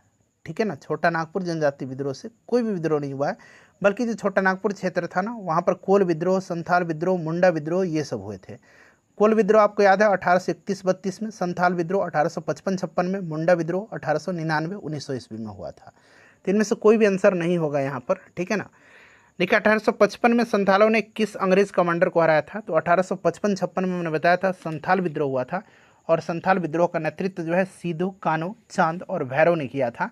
ठीक है ना, और संथाल विद्रोह को दबाने के लिए अंग्रेजों ने मेजर बारो के नेतृत्व में एक सेना भेजी थी, जिसको कि संथालों ने पराजित कर दिया था। तो मेजर बारो राइट आंसर होगा। देखिए, 1855 ईस्वी में संथाल विद्रोह का नेतृत्व किसने किया था? 67वीं बीपीएससी का प्रश्न है। तो सिद्धू कान्हू चांद भैरव मैंने अभी बताया था आपको। ठीक है ना, तो यहाँ पर करेक्ट आंसर आपका ऑप्शन नंबर ए हो जाएगा, सिद्धू कान्हू चांद और भैरव का भी नाम याद रखिएगा। संथाल विद्रोह का नेता कौन सा था? देखिए, फिर से ये मतलब प्रश्न पूछा गया है, री एग्जाम जो हुआ था 67वीं बीपीएससी का, उसमें, तो सिद्धू कान्हू राइट आंसर हो जाएगा। अगला प्रश्न है कि मुंडाओं ने विद्रोह खड़ा किया था, तो 1899 और 1900, ये दोनों मतलब इस तरह से आप ध्यान रखिएगा। ठीक है ना, ऑप्शन में तो नहीं दे रखा है, लेकिन बट आप ये याद रखिएगा, बिरसा मुंडा के नेतृत्व में हुआ था। इसको उलगुलान विद्रोह भी कहा जाता है। ठीक है ना, चलिए फ्रेंड्स, उसके बाद देखिए उलगुलान विद्रोह किससे जुड़ा था? तो अभी मैंने बताया था मुंडा विद्रोह, यानी कि बिरसा मुंडा से ये जुड़ा हुआ था। चलिए, बिरसा मुंडा के अनुयायी उन्हें किसका अवतार मानते थे? तो जो मुंडा के अनुयायी थे ना, बिरसा मुंडा के, उनको जो है धरती अब्बा का नेतृत्व मानते थे। ठीक है ना, धरती अब्बा का, ठीक है, अवतार मानते थे। चलिए, उसके बाद देखिएगा कि बिरसा मुंडा का कार्यक्षेत्र कौन सा था? तो बिरसा मुंडा का जो कार्यक्षेत्र था ना, वो आपका कौन सा था? तो रांची यहाँ पर दिया गया है बुक में भी, और कई जगह भी दिया गया है। ठीक है ना, 1899-1900 की मुंडा क्रांति का नेता कौन सा था? देखिए, यहाँ पर एग्जैक्ट सन दिया गया है, ये बिरसा मुंडा थे। उसके बाद देखिएगा कि बिरसा मुंडा किसके पक्ष में थे? तो ये जहाँ से थे ना, वहाँ के जो आदिवासी थे, तो यहाँ पर देख सकते हैं आप, राइट आंसर झारखंड दिया गया है। देखिए, 1831 में बुधो भगत के नेतृत्व में कोल विद्रोह किस क्षेत्र में होता? अच्छा, बुधो भगत याद रखिएगा। ठीक है ना, 1831 में, 1831-32 में कोल विद्रोह हुआ था। तो फ्रेंड्स, ये आपका छोटा नागपुर क्षेत्र के सिंहभूम, पलामू, हजारीबाग तथा मानभूम क्षेत्र में हुआ था। तो यहाँ पर देखिए सिंहभूम दिया गया है, option number B right answer हो जाएगा। ठीक है, चलिए, और बुधो भगत की मृत्यु के उपरांत इस विद्रोह का संचालन गंगा नारायण के द्वारा किया गया था। तो गंगा नारायण देकर के भी बीपीएससी टीचर में प्रश्न में एक पूछा गया था। ठीक है ना, तो इसको आप याद रखिएगा। देखिए, हौज विद्रोह हुआ था, हौज विद्रोह। तो हौज विद्रोह जो है ना, ये 1820-21 में हुआ था और इसका केंद्र संथाल परगना था 1820-21 में। चलिए, देखिए किस स्थान पर, फ्रेंड्स थोड़ा सा जल्दी जल्दी कवर करा रहा हूँ, 300 प्रश्न हम लोग कवर करेंगे, 300 से अधिक, 304 या 5 प्रश्न हम लोग यहाँ पर कवर करने वाले हैं, इसलिए थोड़ा सा सपोर्ट करिए। किस स्थान पर आदिवासियों ने अंग्रेजों के खिलाफ विद्रोह किया था? तो यह स्थान कौन सा था फ्रेंड्स, बताइए। छोटा नागपुर की हो जनजाति ने 1820-21 में और पुनः 1831 में ब्रिटिश सेनाओं को चुनौती दिया था और इस क्षेत्र में इस कारण 1837 तक अशांति व्याप्त रही थी और सिंध के जनजातियों ने भी लगातार अंग्रेजों के विरुद्ध विद्रोह किए थे। तो यहाँ पर 1 से अधिक राइट आंसर हो जाएगा, ठीक है ना। यहाँ पर सिंध भी होगा और बिहार में उस समय झारखंड था, छोटा नागपुर था, तो 1 से अधिक इसका आंसर निश्चित रूप से होगा, ठीक है ना। चलिए देखिए, इनमें से किसने ईस्ट इंडिया कंपनी के कंट्रोल के खिलाफ बगावत नहीं किया था? चलिए बताइए इसका राइट आंसर क्या होगा फ्रेंड्स। अब यहाँ पर देखिए ये प्रश्न जो है आप देख सकते हैं फ्रेंड्स, ये 64वीं बीपीएससी में पूछा गया है, ठीक है ना, कि इनमें से किसने अंग्रेजी ईस्ट इंडिया कंपनी के कंट्रोल के खिलाफ बगावत नहीं किया था?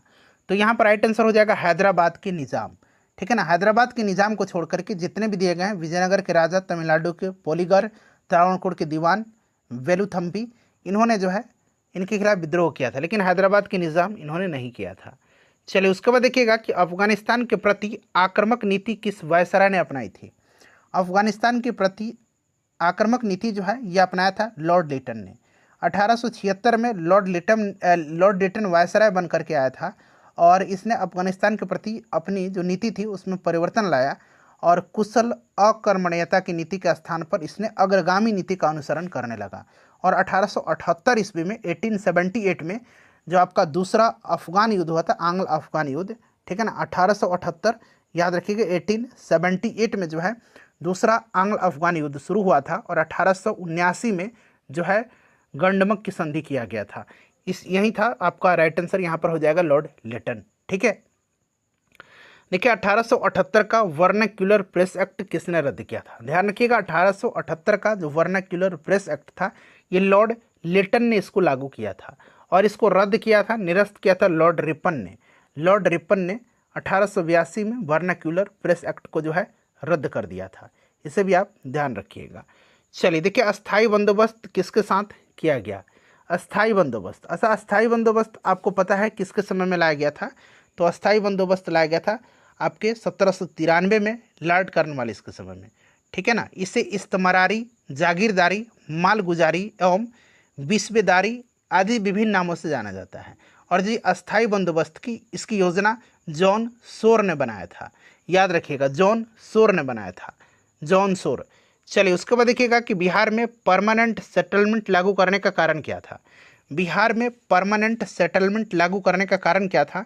तो भू राजस्व का राजस्व निर्णय करना, ठीक है ना। तो यहाँ पर option number C right answer हो जाएगा, क्लियर।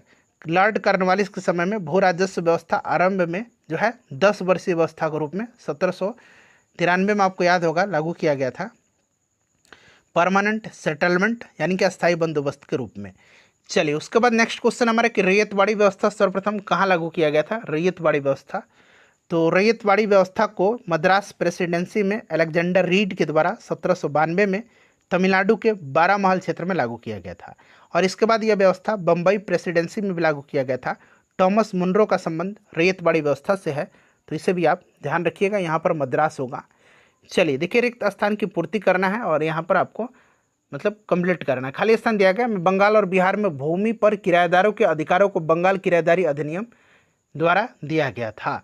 तो राइट आंसर 1885, यहाँ पर लॉर्ड डफरिन के समय में, ध्यान रखिएगा 1885 में, क्लियर। चलिए उसके बाद नेक्स्ट क्वेश्चन है हमारा कि सत्यार्थ प्रकाश की रचना किया गया था। तो सत्यार्थ प्रकाश में जो है ये आपके जो दयानंद सरस्वती हैं इनके विचार यहाँ पर संकलित हैं, ठीक है ना। आर्य समाज की स्थापना किया था दयानंद सरस्वती जी ने 1875 ईस्वी में। चलिए उसके बाद नेक्स्ट क्वेश्चन है कि निम्नलिखित में से कौन सा कथन यहाँ पर सही दिया गया है? सही कथन यहाँ पर देखिए कौन सा दिया गया? राजा राम मोहन राय नवीन शिक्षा के अग्रणी थे, बताइए। बिल्कुल थे। दयानंद सरस्वती ने कहा था भारत भारतीयों के लिए है, बिल्कुल यही नारा इन्होंने दिया था। और विवेकानंद ने विश्व धर्म संसद में भाग लिया था, यह भी आपका 1893 में शिकागो में इन्होंने भाग लिया था। तो 1 से अधिक यहाँ पर सही दिया गया। कौन सा कथन सही? तो 1 से अधिक। चलिए उसके बाद देखिए अमृत बाजार पत्रिका की स्थापना किसने किया है? तो अमृत बाजार पत्रिका की स्थापना किसने किया है? तो शिशिर घोष यहाँ पर दिया गया है, ठीक है ना, शिशिर घोष याद रखिएगा।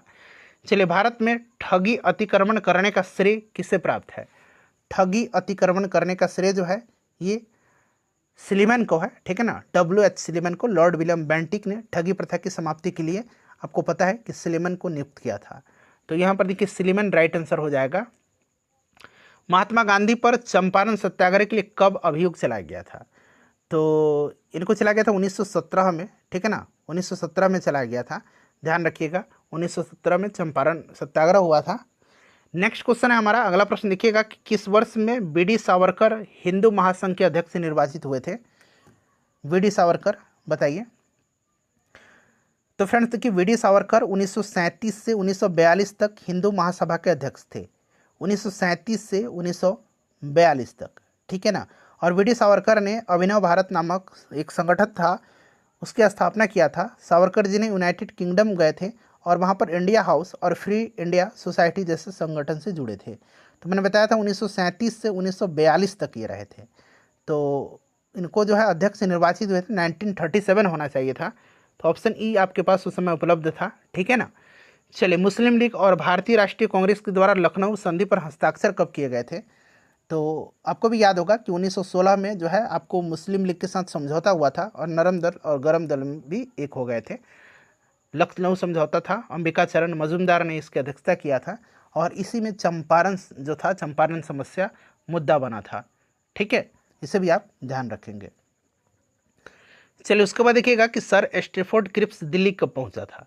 सर स्टैफोर्ड क्रिप्स बताइए, राइट आंसर क्या हो जाएगा?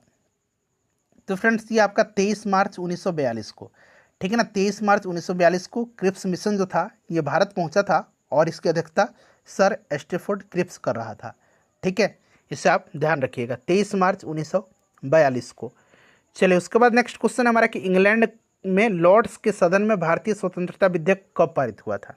अब यहाँ पर थोड़ा सा ध्यान दीजिएगा।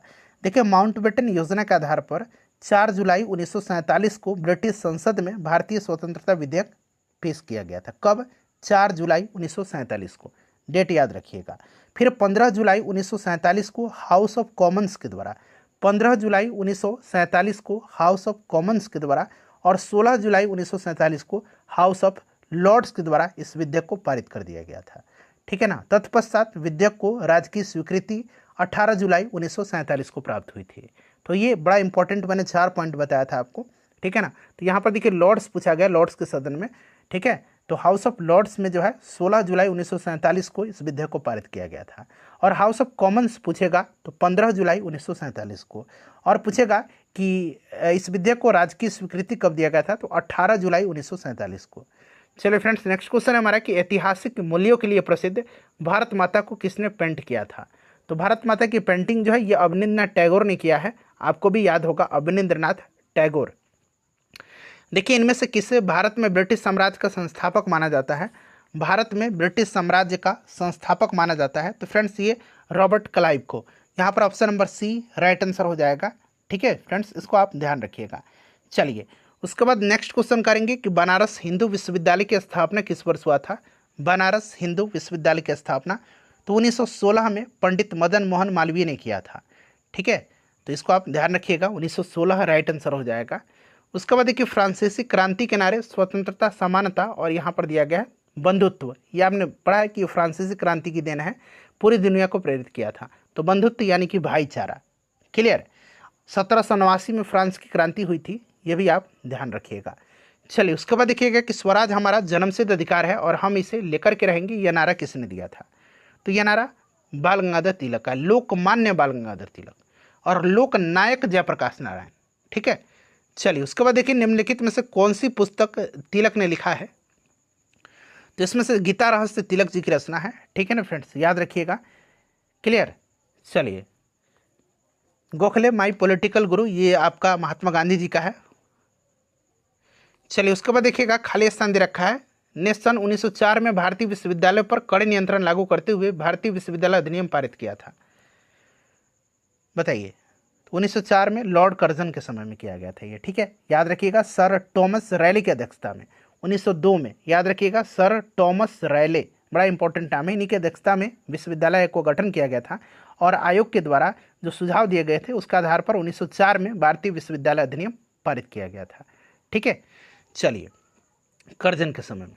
उसके बाद देखिए लॉर्ड कर्जन के द्वारा किस वर्ष इंडियन यूनिवर्सिटी एक्ट पारित किया गया था? तभी मैंने बताया था 1904 में पारित किया गया था, क्लियर है फ्रेंड्स, याद रखिएगा, इंपॉर्टेंट क्वेश्चन है, देख सकते हैं रिपीट हो रहा है। निम्न अखबारों में से कौन सा मुख्यतया उदारवादियों की नीतियों का प्रचारक था? तो इसमें से आपका लीडर जो था, लीडर, ठीक है ना, ये था आपका लीडर। ठीक है, देखिए फ्री प्रेस जनरल एक न्यूज एजेंसी थी, ठीक है ना, और यंग इंडिया एक साप्ताहिक पत्रिका था जिसे महात्मा गांधी प्रकाशित करते थे। लीडर समाचार पत्र के संस्थापक मदन मोहन मालवीय थे, और यही इसका राइट आंसर होगा। ठीक है ना, चलिए नेक्स्ट क्वेश्चन है हमारा कि भारत में आधुनिक शिक्षा प्रणाली की नींव किसके द्वारा रखी गई थी? तो 1835 के जो मैकाले मेंडिस था, ठीक है ना, मैकाले का स्मरण पत्र कहा जाता है, इसको आप ध्यान रखिएगा। और मैकाले का कथन था एक कि यूरोप की एक अच्छे पुस्तकालय की एक अलमारी का एक कक्ष भारत और अरब के समस्त साहित्य से अधिक मूल्यवान है। ये कथन लॉर्ड मैकाले का है। ठीक है, तो इसको आप ध्यान रखिएगा। चलिए उसके बाद देख लीजिएगा कि 19वीं शताब्दी के धर्म एवं समाज सुधार आंदोलनों ने जनसंख्या के किस वर्ग को मुख्यतः आकर्षित किया था? तो इन्होंने आकर्षित किया था बुद्धिजीवियों को, उसके बाद जो उच्च जातियाँ थी नगरीय उनको आकर्षित किया था, और इन्होंने आकर्षित किया था आपका उदार रजवाड़े को। ठीक है ना, तो 1, 2 और 4 यहाँ पर राइट आंसर होगा, जो कि आपका ऑप्शन नंबर डी में दे रखा है। अगला प्रश्न है कि भारतीय पुनर्जागरण आंदोलन के पिता कौन थे?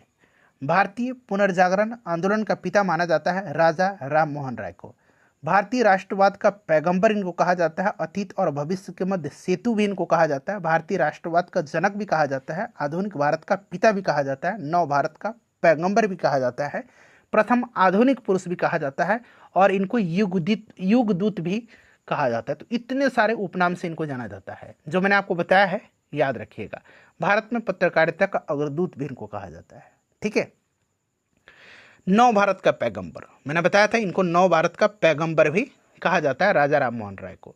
चलिए उसके बाद देखिएगा कि 1817 में कलकत्ता में हिंदू कॉलेज की स्थापना किसने किया था? तो देखिए 1817 में कलकत्ता में हिंदू कॉलेज की स्थापना आपके डेविड हेयर थे, और यहाँ पर देखिए डेविड हेयर का नाम दिया गया है, तो डेविड हेयर थे, और इनके साथ आपके राजा राम मोहन राय भी थे इस कॉलेज की संस्थापना से जुड़े। तो राजा राम मोहन राय का तो नाम नहीं है, डेविड हेयर का नाम यहाँ पर है। ठीक है, याद रखिएगा। चलिए देखिए निम्नलिखित में से कौन जो है आत्मीय सभा के संस्थापक थे? आत्मीय सभा के संस्थापक हैं, बताइए। आत्मीय सभा की स्थापना राजा राम मोहन राय ने किया था। ठीक है ना, इसको आप ध्यान रखिएगा। तो राजा राम मोहन राय आत्मीय सभा की स्थापना, ब्रह्म समाज की भी स्थापना इन्होंने किया है। ठीक है, आगे आपको मिलेगा 1828 में।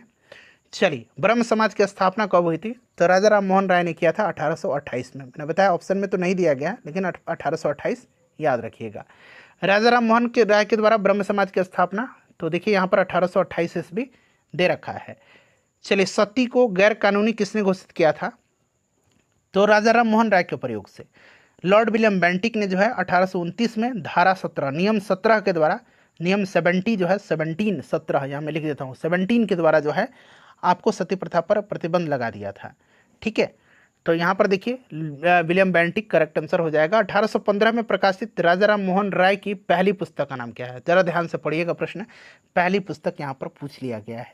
ठीक है, तो देखिए राजा राम मोहन राय के द्वारा प्रकाशित पहली पुस्तक जो है तुहफत उल मुआउद्दीन है। यहाँ पर देखिए तुहफत उल मुआउद्दीन है, जिनका प्रकाशन हुआ था 1803 में। ठीक है, 1803 में इसका प्रकाशन हुआ था। ठीक है, जिसमें हिंदुओं के तर्कहीन धार्मिक विश्वासों और भ्रष्ट प्रथाओं को उजागर किया गया था। परंतु 1815 में प्रकाशित राजा राम मोहन राय की पुस्तक का नाम वेदांत ग्रंथ है। ठीक है, आयोग ने इसका उत्तर ऑप्शन ए माना हुआ है, वेदांत ग्रंथ। ठीक है, चलिए नेक्स्ट क्वेश्चन है, क्योंकि यहाँ पर 1815 दे रखा है इसलिए इसने वेदांत ग्रंथ माना, और वेदांत ग्रंथ 1815 में इनका प्रकाशित पुस्तक था। लेकिन पहली अगर पूछता तो तुहफत उल मुआउद्दीन होता। चलिए उसके बाद देखिए फराजी आंदोलन के विरोध में 1893 में ढाका में तायूनी आंदोलन किसने चलाया था? बताइएगा, तायूनी आंदोलन ढाका में चलाया था किसने, ये पूछा गया है। तो फ्रेंड्स ये चलाया था जौनपुर के करामत अली ने। ठीक है ना, फराजी आंदोलन की शुरुआत 1818 में हाजी शरियतुल्लाह ने किया था, और इस आंदोलन का प्रमुख क्षेत्र पूर्वी बंगाल था, और इसका उद्देश्य जो था वो मुसलमानों के बीच मौजूद सामाजिक नवाचार और गैर इस्लामिक प्रथाओं का उन्मूलन करना था। ठीक है, ताऊनी आंदोलन का प्रारंभ 1839 में हुआ था, न कि 1893 में, तो इसको सुधार लीजिएगा, 1839 यहाँ पर आप बना लीजिए। ठीक है ना, चलिए तो यहाँ पर correct answer option number D हो जाएगा, जौनपुर के करामत अली नेक्स्ट क्वेश्चन है हमारा कि सर सैयद अहमद खान सर सैयद अहमद खान के सबसे कटु आलोचक कौन थे? तो फ्रेंड्स ये जमालुद्दीन अफगानी था, ठीक है ना। यहाँ पर option number A right answer हो जाएगा, जमालुद्दीन अफगानी। चलिए उसके बाद देखिएगा कि किसकी कानूनी समस्या के समाधान हेतु महात्मा गांधी को 1893 में दक्षिण अफ्रीका बुलाया गया था।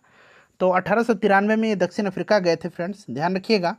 और ये एक आपके भारतीय मुसलमान व्यापारी थे, दादा अब्दुल्ला, ठीक है। इन्होंने ही गांधी जी के सामने मुकदमे को देखने का प्रस्ताव रखा था, जिसे गांधी जी ने स्वीकार कर लिया था और 1893 में ये चले गए थे वहाँ पर। तो राइट आंसर यहाँ पर हो जाएगा गुजरात के दादा अब्दुल्ला। चलिए उसके बाद देखिएगा कि बंगाल नाटक नील दर्पण का अंग्रेजी अनुवाद किसने किया? इंपॉर्टेंट क्वेश्चन है। नील दर्पण दीनबंधु मित्र की है और यहाँ पर पूछा गया है कि अंग्रेजी अनुवाद किसने किया था। तो इसका अनुवाद जो है माइकल मधुसूदन दत्त ने किया है, ठीक है, याद रखिएगा। चलिए उसके बाद देख लीजिएगा नेक्स्ट क्वेश्चन है कि अच्छी यूरोपीय पुस्तकालय की एक अलमारी भारत तथा अरब के संपूर्ण साहित्य से अधिक मूल्यवान है, यह कथन किसका है? मैंने बताया था कि जो भी मैं एक्सप्लेन करूंगा उसको ध्यानपूर्वक आप सुनिएगा। लॉर्ड मैकाले ने कहा था, ठीक है ना। तो यहाँ पर देखिए मैकाले दिया गया, टीबी मैकाले ने कहा था। चलिए उसके बाद अगला प्रश्न हमारा कि पंजाब हिंदू सभा की स्थापना किस वर्ष हुआ था? पंजाब हिंदू सभा की स्थापना किस वर्ष हुआ था? तो फ्रेंड्स ये हुआ था 1909 ईस्वी में, ठीक है, 1909 ईस्वी में। अखिल भारतीय स्तर पर स्थापना से पूर्व जो है आपको प्रांतीय स्तर पर हिंदू महासभा की स्थापना किया गया था और सबसे पहले पंजाब प्रांत में 1909 में पंजाब हिंदू महासभा की स्थापना किया गया था। देखिए निम्नलिखित में से कौन सा युग्म यहाँ पर सही दिया गया है? बंगाल विभाजन 1905, कांग्रेस में फूट 1908 में नहीं पड़ा था, ये 1907 में पड़ा था, ठीक है ना। सूरत फूट के नाम से जाना जाता है। रौलट सत्याग्रह 1919। तो आपका पहला और तीसरा सही है, जो कि ऑप्शन नंबर सी में दे रखा है। क्लियर। चलिए उसके बाद देखिए निम्नलिखित में से कौन सी घटना सबसे पहले हुई है? सबसे पहले तो यहाँ पर देखिए संथाल विद्रोह मैंने बताया था 1855-56, ठीक है। बिरसा मुंडा का विद्रोह 1899-1900 मुंडा विद्रोह।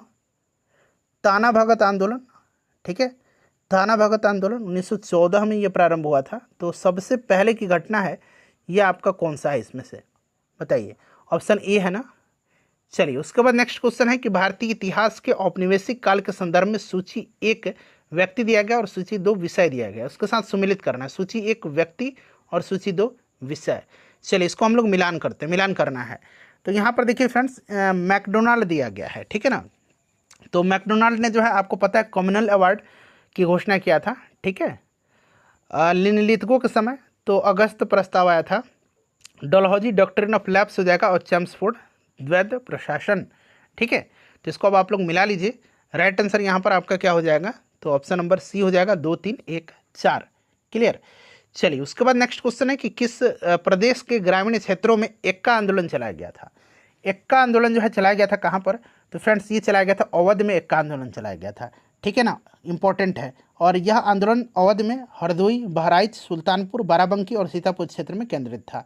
और इस आंदोलन के प्रमुख नेता मदारी पासी थे, मदारी पासी, याद रखिएगा। चलिए खान अब्दुल गफ्फार खान द्वारा स्थापित खुदाई खिदमतगार को किस नाम से जाना जाता था? किस नाम से भी जाना जाता था? तो इनको जाना जाता था लाल कुर्ती के नाम से, रेड शर्ट्स के नाम से, खुदाई खिदमतगार, ठीक है ना। और खान अब्दुल गफ्फार खान को सीमांत गांधी यानी कि फ्रंटियर गांधी भी कहा जाता है, ठीक है।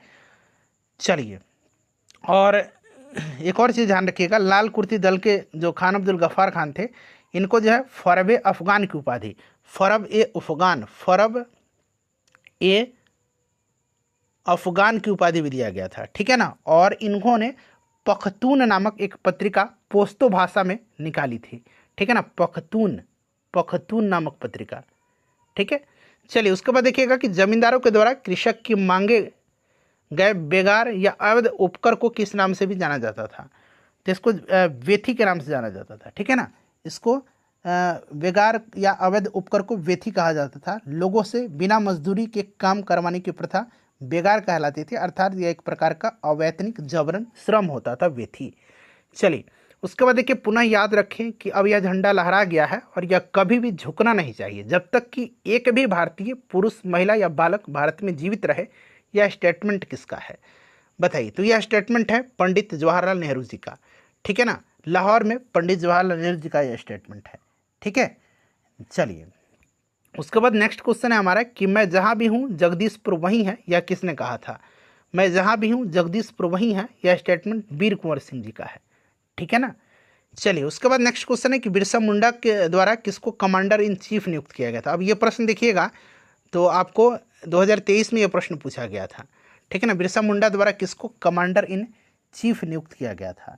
देखिए बिरसा मुंडा ने कमांडर इन चीफ को कभी भी नियुक्त नहीं किया था और वह स्वयं ही मुंडा विद्रोह के नेता थे और इन्हें धरती अब्बा कहा जाता था। बिरसा मुंडा के विद्रोह को उलगुलान विद्रोह की संज्ञा दिया गया है। ठीक है ना। हालांकि ये जो आपके देमका मुंडा, गया मुंडा, सुंदर मुंडा, ये लोग जो है ना इस मुंडा विद्रोह से जुड़े हुए लोग थे। ठीक है। चलिए उसके बाद नेक्स्ट क्वेश्चन हमारा कि बॉयकट और स्वदेशी आंदोलन के समर्थन में किस स्थान में गोल्डन लीग नामक संस्था की स्थापना हुई थी, बताइए। तो फ्रेंड्स ये देवघर में हुआ था गोल्डन लीग। ठीक है, याद रखिएगा 1905 में बंगाल विभाजन के निर्णय के प्रतिक्रिया स्वरूप 7 अगस्त 1905 को कलकत्ता के टाउन हॉल में स्वदेशी आंदोलन की घोषणा हुआ था। बहिष्कार यानी कि बॉयकट और स्वदेशी आंदोलन के समर्थन में तत्कालीन बिहार के देवघर नामक स्थान पर गोल्डन लीग की जो है स्थापना किया गया था। चलिए उसके बाद नेक्स्ट क्वेश्चन है कि पटना से प्रकाशित होने वाला प्रथम अंग्रेजी अखबार कौन सा था। तो इसका नाम है फ्रेंड्स द बिहार हेराल्ड। ठीक है ना। द बिहार हेराल्ड गुरु प्रसाद सेन के द्वारा यह आपका प्रकाशित किया गया था, शुरू किया गया था द बिहार हेराल्ड। चलिए गुरु प्रसाद सेन याद रखिएगा। देखिए वर्ष 1928 में बिहार में रविदास सभा का गठन किसने किया था। रविदास सभा का गठन किया था 1928 में बिहार में जगजीवन राम ने। याद रखिएगा जगजीवन राम ने। ठीक है ना 1928 में। नेक्स्ट क्वेश्चन है हमारा कि यदि नील की खेती करने से छूट चाहते तो नील के किसानों को कौन सा क्षतिपूर्ति कर देना पड़ता था। तो ये कर था आपका तवान। कौन सा कर था, तवान था। ठीक है ना, तवान था। क्लियर, याद रखिएगा तवान यहाँ पर राइट आंसर हो जाएगा, तवान। चलिए उसके बाद नेक्स्ट क्वेश्चन है कि प्रार्थना समाज का संस्थापक कौन था। प्रार्थना समाज की स्थापना किसने किया था। तो आत्माराम पांडुरंग ने किया था। ठीक है, प्रार्थना समाज की स्थापना 1867 में बम्बई में आचार्य केशव चंद्र सेन की प्रेरणा से आत्माराम पांडुरंग के द्वारा किया गया था। महादेव गोविंद रानाडे भी इससे जुड़े हुए थे। ठीक है, MG रानाडे। चलिए उसके बाद देख लीजिएगा कि भारतीय स्वतंत्रता संग्राम के दौरान प्रार्थना समाज की स्थापना किसने किया था। तो यहाँ पर ऑलरेडी आत्माराम पांडुरंग दे रखा है। ठीक है। चलिए देखिए 19वीं शताब्दी के उत्तरार्ध में नव हिंदुवाद, न्यू हिंदुइज्म के सर्वश्रेष्ठ प्रतिनिधि कौन थे।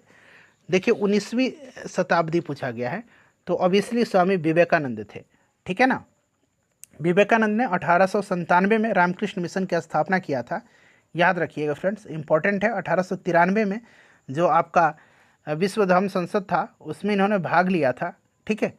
चलिए उसके बाद देखिएगा कि 1893 में शिकागो में आयोजित जो धर्म संसद हुआ था उसमें भाग किसने लिया था। तो स्वामी विवेकानंद ने। चलिए स्वामी विवेकानंद ने रामकृष्ण मिशन की स्थापना कब किया था। तो अभी मैंने बताया था 1897 में किया था। चलिए दयानंद सरस्वती द्वारा स्थापित, तो इन्होंने आर्य समाज की स्थापना किया था 1875 में। ठीक है। चलिए उसके बाद देखिएगा कि दयानंद सरस्वती द्वारा आर्य समाज की स्थापना कब किया गया था। तो 1875, अभी मैंने आपको बताया है। देखिए आर्य समाज की स्थापना किसने किया है। तो दयानंद सरस्वती ने किया है। चलिए किसने 1873 में सत्यशोधक समाज की स्थापना किया था। सन याद रखिएगा 1873 में सत्यशोधक समाज की स्थापना हुआ था और ये किया था किसने। तो फ्रेंड्स ये ज्योतिबा फुले ने किया है। ज्योतिबा फुले, इनकी एक पुस्तक है गुलामगिरी, याद रखिएगा। ठीक है ना। चलिए सत्यशोधक समाज की स्थापना किसने किया था। तो अभी मैंने बताया था 1873 में ज्योतिबा फुले ने किया है। नेक्स्ट क्वेश्चन हमारा कि थियोसॉफिकल सोसाइटी की स्थापना किसने किया है। थियोसॉफिकल सोसाइटी की स्थापना जो है किसने किया है। तो मैडम HP ब्लावत्स्की और कर्नल अलकॉट ने किया था। ठीक है ना। तो ये दोनों नाम आप याद रखिएगा, कर्नल अलकॉट का भी नाम याद रखिएगा और ब्लावत्स्की का भी नाम आप याद रखिएगा। ठीक है। चलिए बड़ा इंपॉर्टेंट है। नेक्स्ट क्वेश्चन कर लेंगे। और देखिए इस सोसाइटी का जो अगर हम बात करते हैं जो मुख्यालय था 1882 में 1882 में मद्रास के पास अडयार नामक स्थान पर इसका मुख्यालय स्थापित किया गया था। चलिए उसके बाद देखिएगा कि थियोसॉफिकल सोसाइटी की स्थापना किसने किया था। सेम क्वेश्चन है, रिपीट हुआ है। क्लियर ना, देख सकते हैं। चलिए उसके बाद देखिए भारतीय राष्ट्रीय कांग्रेस की प्रथम महिला अध्यक्ष कौन थी। भारतीय राष्ट्रीय कांग्रेस की पहली महिला अध्यक्ष थी एनी बेसेंट और पहली भारतीय महिला अध्यक्ष थी सरोजनी नायडू। दोनों तरीकों से याद रखिएगा। एनी बेसेंट जो है इन्होंने 1917 के कलकत्ता अधिवेशन में अध्यक्षता किया था और सरोजनी नायडू 1925 के कानपुर अधिवेशन में। चलिए उसके बाद देख लीजिएगा किस वर्ष में एक भारतीय महिला भारतीय राष्ट्रीय कांग्रेस के अध्यक्ष बनी थी। तो अभी मैंने बताया था 1925 के कानपुर अधिवेशन में। तो इनमें से कोई भी राइट आंसर नहीं होगा, 1925 राइट आंसर होगा इसका। चलिए उसके बाद देखिए इंडियन नेशनल कांग्रेस की प्रथम भारतीय महिला अध्यक्ष कौन है। तो भारतीय महिला अध्यक्ष सरोजनी नायडू हैं। और भारतीय नहीं रहता, केवल प्रथम महिला अध्यक्ष रहता तब एनी बेसेंट होता। चलिए भारतीय राष्ट्रीय कांग्रेस की प्रथम महिला अध्यक्ष कौन है। तो ये एनी बेसेंट है। क्लियर, पहली महिला एनी बेसेंट है और पहली भारतीय महिला ये कौन है, सरोजनी नायडू। भारत में नारी आंदोलन इनकी प्रेरणा से प्रारंभ हुआ था। नारी आंदोलन दरअसल ये ज्योतिबा फुले की प्रेरणा से हुआ था। ठीक है ना। इस विकल्प की अगर बात करते हैं तो विकल्प के अनुसार ज्योतिबा फुले होगा इसका आंसर। ठीक है, ज्योतिबा फुले मानते थे कि महिलाओं और दलितों का उत्थान करके ही सामाजिक बुराइयों को दूर किया जा सकता है। क्लियर। चलिए उसके बाद हम नेक्स्ट क्वेश्चन कर लेंगे। अगला प्रश्न हमें सावित्रीबाई फुले को कौन बोल सकता है। ठीक है, चलिए 1784 में एशियाटिक सोसाइटी ऑफ बंगाल का आरंभ किसने किया था। तो फ्रेंड्स ये किया था आपका विलियम जोन्स ने। सन याद रखिएगा 1784 में। ठीक है ना। चलिए 1784 में विलियम जोन्स के द्वारा कलकत्ता स्थित फोर्ट विलियम्स में जो है इसका स्थापना किया गया था, फोर्ट विलियम्स में। चलिए उसके बाद नेक्स्ट क्वेश्चन करेंगे। अगला प्रश्न हमारा कि प्रार्थना समाज, यंग इंडिया, लोकहितवादी, सत्यशोधक समाज, रहनुमाबाई मजदयासन सभा के लिए विकल्प का सही आंसर मतलब चुनना है। तो प्रार्थना समाज का तो ऑलरेडी मैंने आपको बता दिया, आत्माराम पांडुरंग। ठीक है ना। यंग इंडिया पूछेगा तो यंग इंडिया आपका महात्मा गांधी होगा, मतलब मोहनदास करमचंद गांधी। ठीक है, तो यहाँ पर देखिए आत्माराम पांडुरंग, मोहनदास करमचंद गांधी। लोकहितवादी गोपाल हरि देशमुख को कहा जाता है। सत्यशोधक समाज का स्थापना ज्योतिबा फुले ने किया था। और रहनुमाबाई मजदयासन सभा ये आपका नौरोजी फुरदौन जी थे। तो ऑप्शन बी यहाँ पर राइट आंसर हो जाएगा। ठीक है फ्रेंड्स। चलिए उसके बाद देखिएगा कि नाई धोबी बंद सामाजिक बॉयकॉट का एक स्वरूप था जो 1919 में, देखिए अब आपको पूरा दिख रहा है ना, बताइए। नाई धोबी बंद सामाजिक बॉयकॉट का एक स्वरूप था जो 1919 में। तो ये 1919 में किसानों के द्वारा प्रतापगढ़ जिले में चलाया गया था। ठीक है ना, प्रतापगढ़ जिले में चलाया गया था नाई धोबी बंद। ठीक है ना। तो यहाँ पर देखिए option number A correct answer इसका हो जाएगा। नेक्स्ट क्वेश्चन है कि पंजाब भूमि हस्तांतरण अधिनियम कब पारित हुआ था। तो फ्रेंड्स ये पारित हुआ था पंजाब भूमि हस्तांतरण अधिनियम 1900 ईस्वी में। 1900 ईस्वी में ये पारित हुआ था। ठीक है ना, जिसमें कृषकों की भूमि का गैर कृषकों के पास हस्तांतरित होना समाप्त हो गया था। उसके बाद देखिए अवध के एका आंदोलन का उद्देश्य क्या था। अवध का जो एका आंदोलन था, एका आंदोलन अवध में हुआ था। ठीक है, चलिए तो इसका उद्देश्य था लगान का नगद में परिवर्तन। ठीक है ना, ऑप्शन नंबर यहाँ पर डी राइट आंसर हो जाएगा। और एका आंदोलन का नेतृत्व पिछड़ी जाति के जो मदारी पासी थे इन्होंने ही किया था, मैंने आपको बताया भी था। चलिए उसके बाद नेक्स्ट क्वेश्चन करेंगे कि स्वामी सहजानंद जो सरस्वती थे इनका संबंध था। तो स्वामी सहजानंद सरस्वती के बारे में अगर हम बात करते हैं तो इन्होंने बिहार प्रांतीय किसान सभा की स्थापना किया था। अखिल भारतीय किसान सभा की भी इन्होंने स्थापना किया था 1936 में। ठीक है ना, और ये भारत में किसान आंदोलन की जनक इनको माना जाता है। ठीक है, तो यहाँ पर आपका हो जाएगा बिहार में किसान आंदोलन के साथ। ठीक है, तो ऑप्शन यहाँ पर सी राइट आंसर हो जाएगा। बिहार नहीं बल्कि पूरे भारत में इनको किसान आंदोलन का जनक माना जाता है। स्वामी सहजानंद सरस्वती निम्न में से किससे संबंधित हैं। तो देखिए बिहार में किसान आंदोलन से कई बार, ये 2 बार प्रश्न हो गया। इनमें से देखिए कौन बिहार में किसान आंदोलन के साथ जुड़े थे। तो किसान आंदोलन के साथ इसमें से राजेंद्र बाबू जुड़े हुए थे। ठीक है ना। चलिए उसके बाद देखिएगा सुरक्षा कोष्ठ की नीति संबंधित है। सुरक्षा कोष्ठ की नीति, तो सुरक्षा कोष्ठ की नीति जो संबंधित है फ्रेंड्स ये आपके वारेन हेस्टिंग्स से है। ठीक है, वारेन हेस्टिंग्स से है, याद रखिएगा।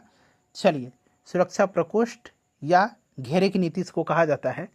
देखिए उसके बाद देखिए निम्नलिखित में से किसने बंगाल में द्वैध शासन प्रणाली ड्यूअल गवर्नमेंट को समाप्त किया था। तो फ्रेंड्स ये किया था आपके वारेन हेस्टिंग्स ने किया था। ठीक है ना, आपको याद भी होगा वारेन हेस्टिंग्स ने। चलिए उसके बाद अगला प्रश्न है हमारा कि लॉर्ड वेलेस्ली की सहायक संधि को स्वीकार करने वाला पहला मराठा सरदार कौन था। बताइए, पहला मराठा सरदार जो था ये पेशवा बाजीराव द्वितीय था। पेशवा बाजीराव द्वितीय था, याद रखिएगा, इंपॉर्टेंट है, पेशवा बाजीराव द्वितीय। ठीक है, पेशवा बाजीराव द्वितीय है।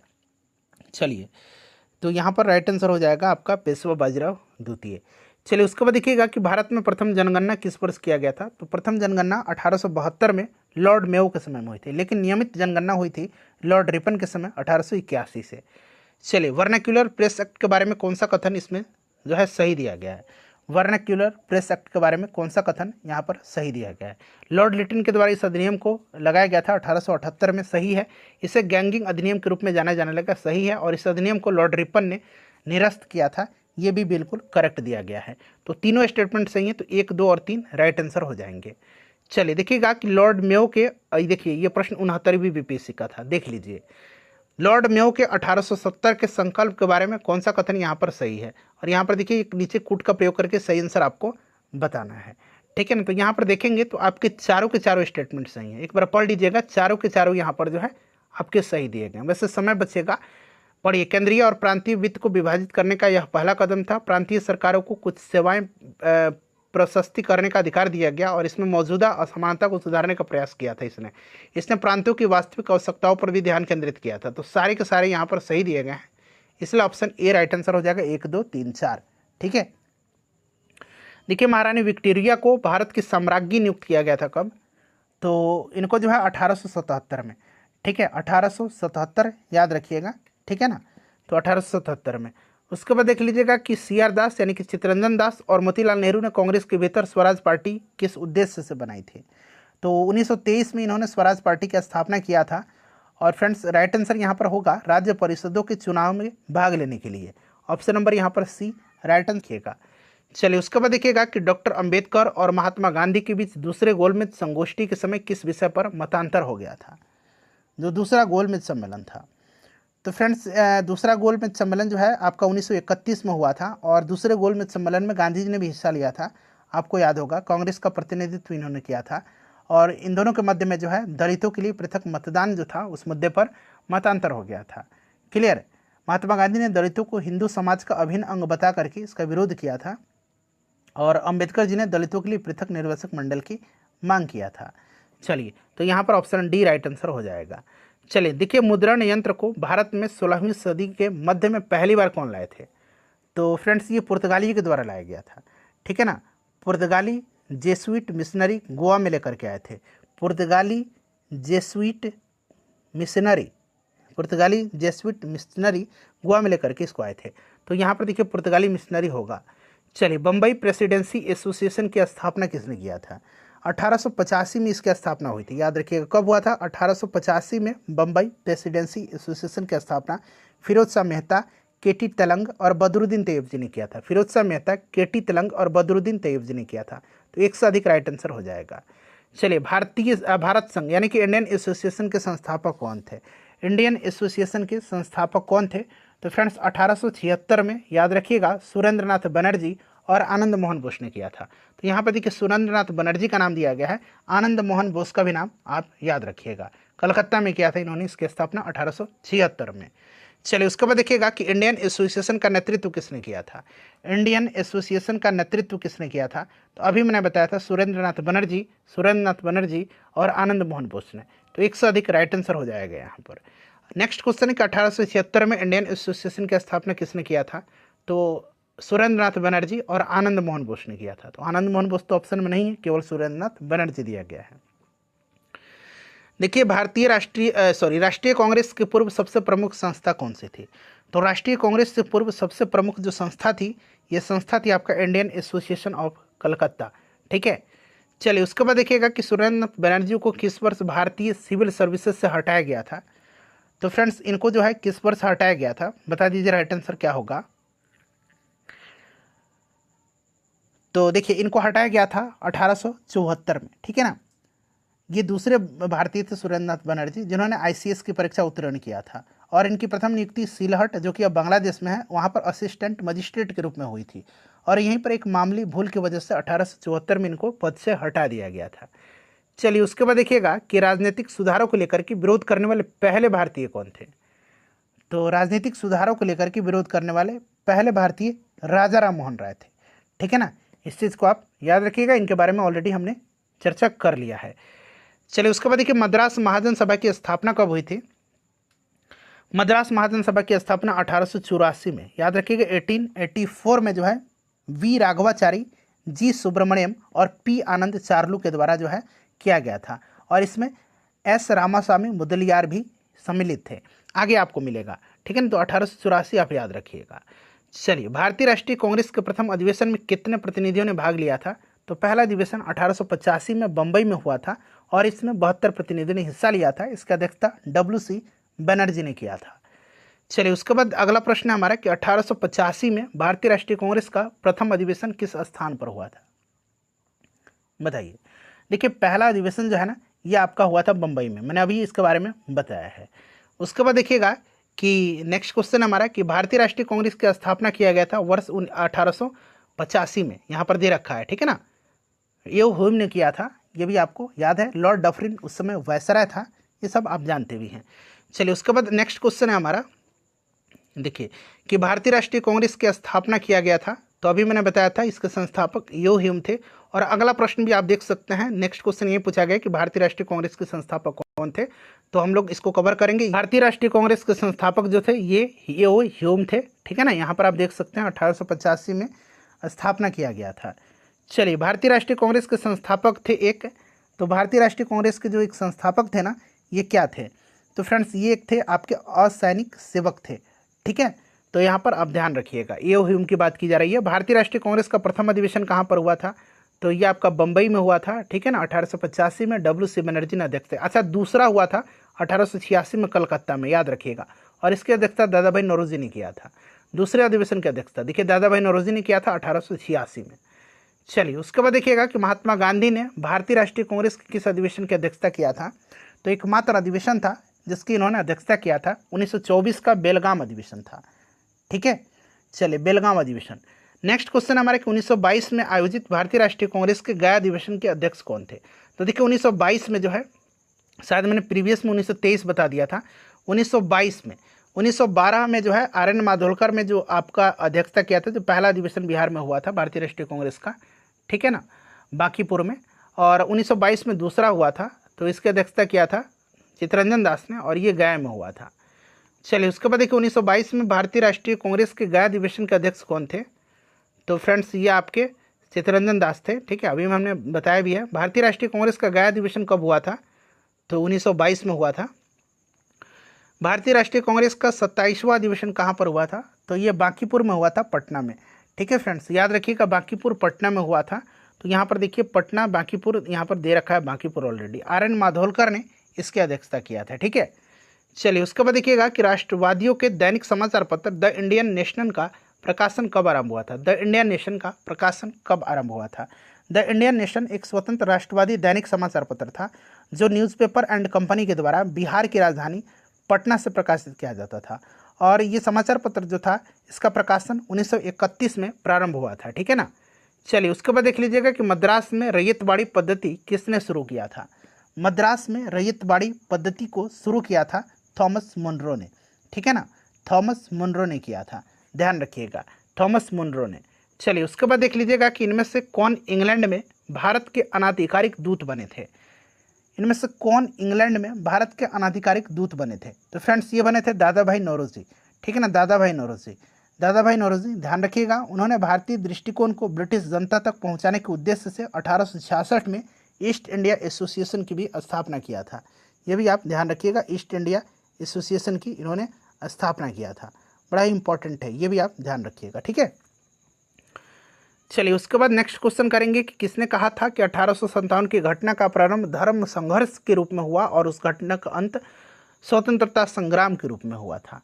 तो ये स्टेटमेंट जो है ये किसका है, तो फ्रेंड्स ये स्टेटमेंट है डॉक्टर SN सेन का, ठीक है। चलिए तो यहाँ पर ऑप्शन ए राइट आंसर हो जाएगा। उसके बाद देखिएगा कि निम्न कथनों में से कौन सा कथन सही दिया गया। ये सभी कथन पढ़ करके यहाँ पर आंसर आपको देना है, ठीक है ना। बताइएगा इसमें से कौन सा कथन जो है यहाँ पर आपका सही दिया गया है। तो फ्रेंड्स यहाँ पर देखिएगा कि लाइक अली निज़ाम के एग्जीक्यूटिव काउंसिल के प्रेसिडेंट थे, बिल्कुल ये सही दिया गया है। हैदराबाद के खिलाफ ऑपरेशन पोलो 48 घंटे तक चला था, ये आपका गलत दिया गया है, ठीक है ना, ये गलत दिया गया है। हैदराबाद को भारत में सम्मिलित हेतु ऑपरेशन जो पोलो था ये आपका 1948 में 5 दिनों की अवधि तक चला था, तो ये गलत है। कश्मीर राज्य ने इंस्ट्रूमेंट ऑफ एक्सेशन 15/8/1947 के दिन हस्ताक्षर किया था, ये भी आपका गलत दिया गया है, ठीक है ना। ये जो विलय पत्र था इंस्ट्रूमेंट ऑफ एक्सेशन, इस पर 26 अक्टूबर 1947 को हस्ताक्षर किए गए थे, तो ये भी गलत है। उसके बाद देखिए शाह नवाज भुट्टो जूनागढ़ स्टेट के आखिरी दीवान थे, बिल्कुल ये सही दिया गया है। तो पहला सही हो गया, चौथा सही हो गया, और एक ये वाला स्टेटमेंट सही है, के.एम. मुंशी को भारत सरकार ने हैदराबाद में अपने एजेंट के रूप में नियुक्त किया था। तो पहला, चौथा और पांचवा यहाँ पर राइट आंसर हो जाएगा, जो कि आपको देख रहा है ऑप्शन नंबर ए में। चलिए उसके बाद देखिए, पुस्तक poverty and un British rule in India किसने लिखी है? तो फ्रेंड्स इस पुस्तक को लिखा है दादा भाई नौरोजी ने। ठीक है, किसने लिखा है? दादा भाई नौरोजी ने लिखा है। चलिए उसके बाद देखिए, किसने कहा था कि कांग्रेस आंदोलन न तो लोगों द्वारा प्रेरित था और न ही या उनके द्वारा सोचा या योजनाबद्ध किया गया था? तो देखिए ये स्टेटमेंट जो है ना फ्रेंड्स, ये सर सैयद अहमद का है। ठीक है ना, सर सैयद अहमद खान का है, इंपॉर्टेंट है, ध्यान रखिएगा। कांग्रेस आंदोलन न तो लोगों द्वारा प्रेरित था और न ही या उनके द्वारा सोचा या योजनाबद्ध किया गया था। चलिए उसके बाद देखिएगा कि मुझे विश्वास है कि कांग्रेस अपने विनाश की तरफ जा रही है और यह मेरी बड़ी इच्छा भारत में रहते होगी कि इसके शांतिप्रिय निधन के लिए इसका सहायक बनूं। यह किसने लिखा है? तो यह स्टेटमेंट जो है ना, ये स्टेटमेंट है आपका लॉर्ड कर्जन का। ठीक है, याद रखिएगा स्टेटमेंट किसका है? लॉर्ड कर्जन का है।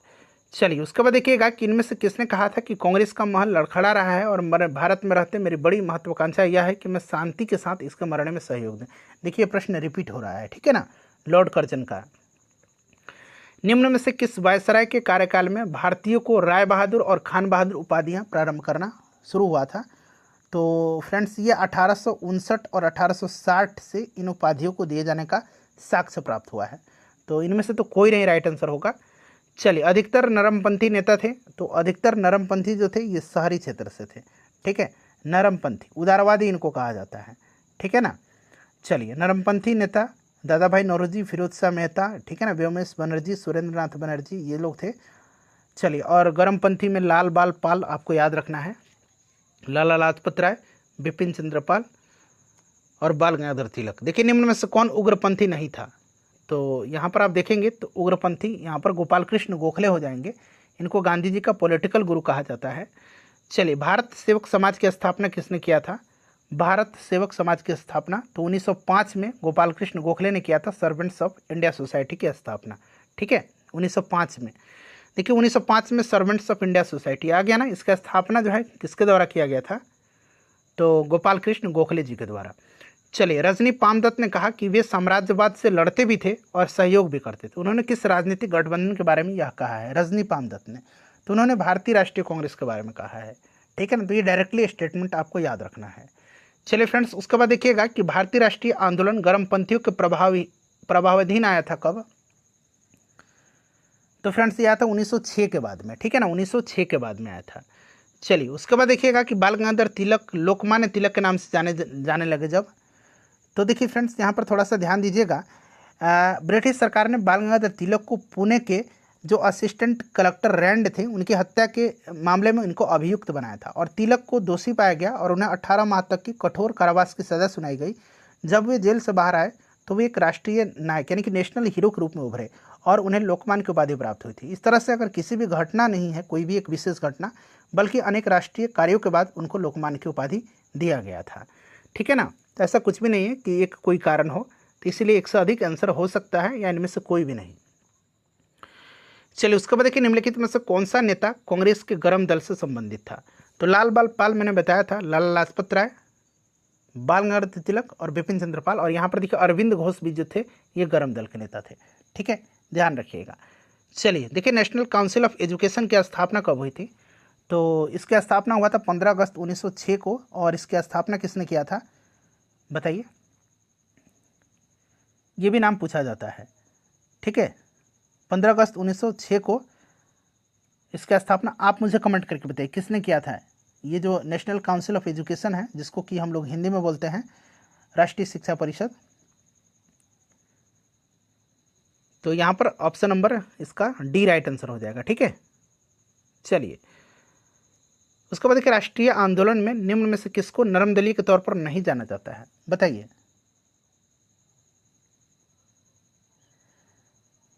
तो फ्रेंड्स यहाँ पर बाल गंगाधर तिलक ये गर्मपंथी थे। चलिए उसके बाद देखिए कांग्रेस के नरम दल के नेताओं के आंदोलन की पद्धति क्या थी? नरम दल जो थे इनकी आंदोलन की जो पद्धति थी ये आपका राजवामबंद आंदोलन था। ठीक है, जिसको कि कॉन्स्टिट्यूशनल एजिटेशन कहा जाता है। ठीक है, चलिए शेर पंजाब के नाम से किसको जाना जाता है? शेर मैसूर टीपू सुल्तान, मैंने बताया था, शेर पंजाब लाला लाजपत राय।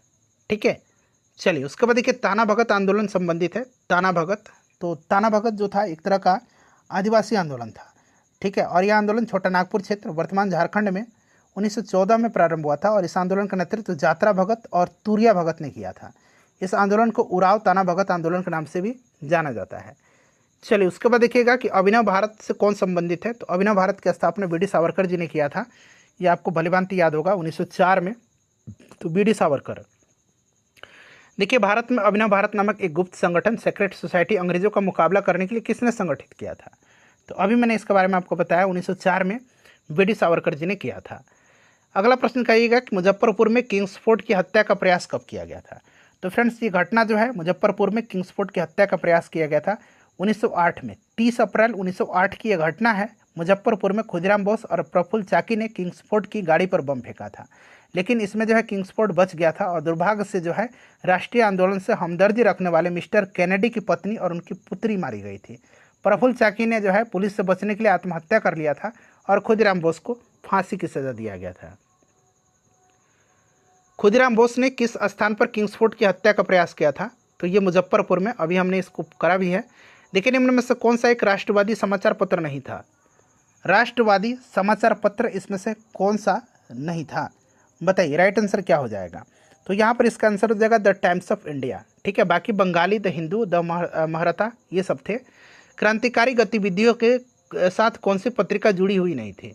तो ये जुड़ी थी, यंग इंडिया नहीं जुड़ी थी, ठीक है ना। क्रांतिकारी गतिविधियों के साथ यंग इंडिया महात्मा गांधी जी का है, ये आपको पता है ना। चलिए नेक्स्ट क्वेश्चन है, और महात्मा गांधी जो थे अहिंसा के समर्थक थे, अहिंसक आंदोलन के। चलिए नीचे दिए गए जो समाचार पत्र हैं द हिंदू, केसरी, बंगाली, हिंदुस्तानी, सुधारक के संपादकों का नाम का मिलान करना, मतलब चुनना है इसमें से। तो द हिंदू तो आपको अच्छे से पता होगा, द हिंदू के संपादक कौन है, तो जी सुब्रमण्यम अय्यर हैं, ठीक है ना। तो यहाँ पर देखिए जी सुब्रमण्यम, ऑप्शन डी चूँकि राइट आंसर होगा, मैं आपको दिखा देता हूँ, ऑप्शन डी यहाँ पर राइट आंसर होगा, ठीक है ना। तो मैं पढ़ के बता देता हूँ। द हिंदू जी सुब्रमण्यम अय्यर, केसरी तो आपको बाल गंगाधर तिलक, ठीक है ना। उसके बाद देखिए बंगाली तो सुरेंद्र नाथ बनर्जी, हिंदुस्तानी तो गंगा प्रसाद वर्मा, और सुधारक गोपाल कृष्ण गोखले, ठीक है। चलिए उसके बाद देखिए हिंदू पैट्रियट के संपादक कौन थे। हिंदू पैट्रियट के संपादक जो थे ये हरिश्चंद्र मुखर्जी थे, ठीक है ना। और ये आपके हरिश्चंद्र मुखर्जी थे, याद रखिएगा, इंपॉर्टेंट है। चलिए हरिश्चंद्र मुखर्जी थे। चलिए उसके बाद देखिएगा कि साम्राज्य के अंतर्गत स्वशासन नामक उद्देश्य को मुस्लिम लीग ने कब स्वीकार किया था। तो 1913 में जो है सेल्फ गवर्नमेंट के उद्देश्य को मुस्लिम लीग ने स्वीकार किया था, अपनाया था 1913 में, ठीक है फ्रेंड्स। नेक्स्ट क्वेश्चन है कि होम चार्जेस या ब्रिटेन में भारतीय सरकार के खर्चे में समाहित थे, बताइए राइट आंसर क्या होगा। तो फ्रेंड्स इसमें से ब्रिटिश भारतीय अधिकारियों की पेंशन भी समाहित थे, भारत में खरीदे गए सैन्य और अन्य भंडार भी थे, और रेलवे के गारंटेड ब्याज भी थे। तो उपरोक्त तो सभी राइट आंसर होंगे। नेक्स्ट क्वेश्चन है हमारा यहाँ पर देखिए कि 1897 में भारतीय राष्ट्रीय कांग्रेस के अमरावती अधिवेशन को किसने 3 दिवसीय तमाशा कहा था, बताइए। तो ये अमरावती अधिवेशन 1897 में हुआ था और अश्विनी कुमार दत्त ने इसको 3 दिवसीय तमाशा कहा था। जिमरमैन योजना जो है ये संबंधित, इससे व्यक्ति का नाम पूछा गया जिमरमैन योजना से। तो जिमरमैन योजना से संबंधित लाला हरदयाल, भूपेन दत्त, वीरेंद्र चट्टोपाध्याय ये लोग थे। तो उपरोक्त सभी यहाँ पर राइट आंसर हो जाएगा, ठीक है, इसको आप ध्यान रखिएगा। चलिए नेक्स्ट क्वेश्चन है हमारा कि किसान नेता मोतीलाल तेजावत संबंधित हैं। मोतीलाल तेजावत, तो मोतीलाल तेजावत मेवाड़ क्षेत्र के भील आदिवासी आंदोलन से संबंधित है, ठीक है ना। और इन्होंने वनवासी संघ की स्थापना किया था और 1920 के दशक में इसी आंदोलन का इन्होंने नेतृत्व किया था। तो राइट आंसर हो जाएगा मेवाड़ के भील आदिवासी आंदोलन। चलिए उसके बाद देखिएगा कि साइमन कमीशन को किसकी अध्यक्षता में नियुक्त किया गया था। तो सर जॉन साइमन की अध्यक्षता में, ठीक है ना। 1919 का अधिनियम के क्रियान्वयन की समीक्षा के लिए ब्रिटिश सरकार के द्वारा 1927 में सर जॉन साइमन की अध्यक्षता में साइमन आयोग का गठन किया गया था। चलिए उसके बाद अगला प्रश्न है हमारा कि 1920 के मध्य में हिंदुस्तानी सेवा दल की शुरुआत किसने किया था। हिंदुस्तानी सेवा दल की शुरुआत बताइए। तो इसको शुरू किया था किसने फ्रेंड्स, तो स्वतंत्रता सेनानी और कांग्रेस नेता डॉक्टर NS हर्डिकर ने किया था, ठीक है। और भारतीय राष्ट्रीय कांग्रेस के तहत कार्य करने वाले इस संगठन के सदस्य गांधी टोपी पहनने के लिए जाने जाते थे। तो NS हर्डिकर राइट आंसर होगा।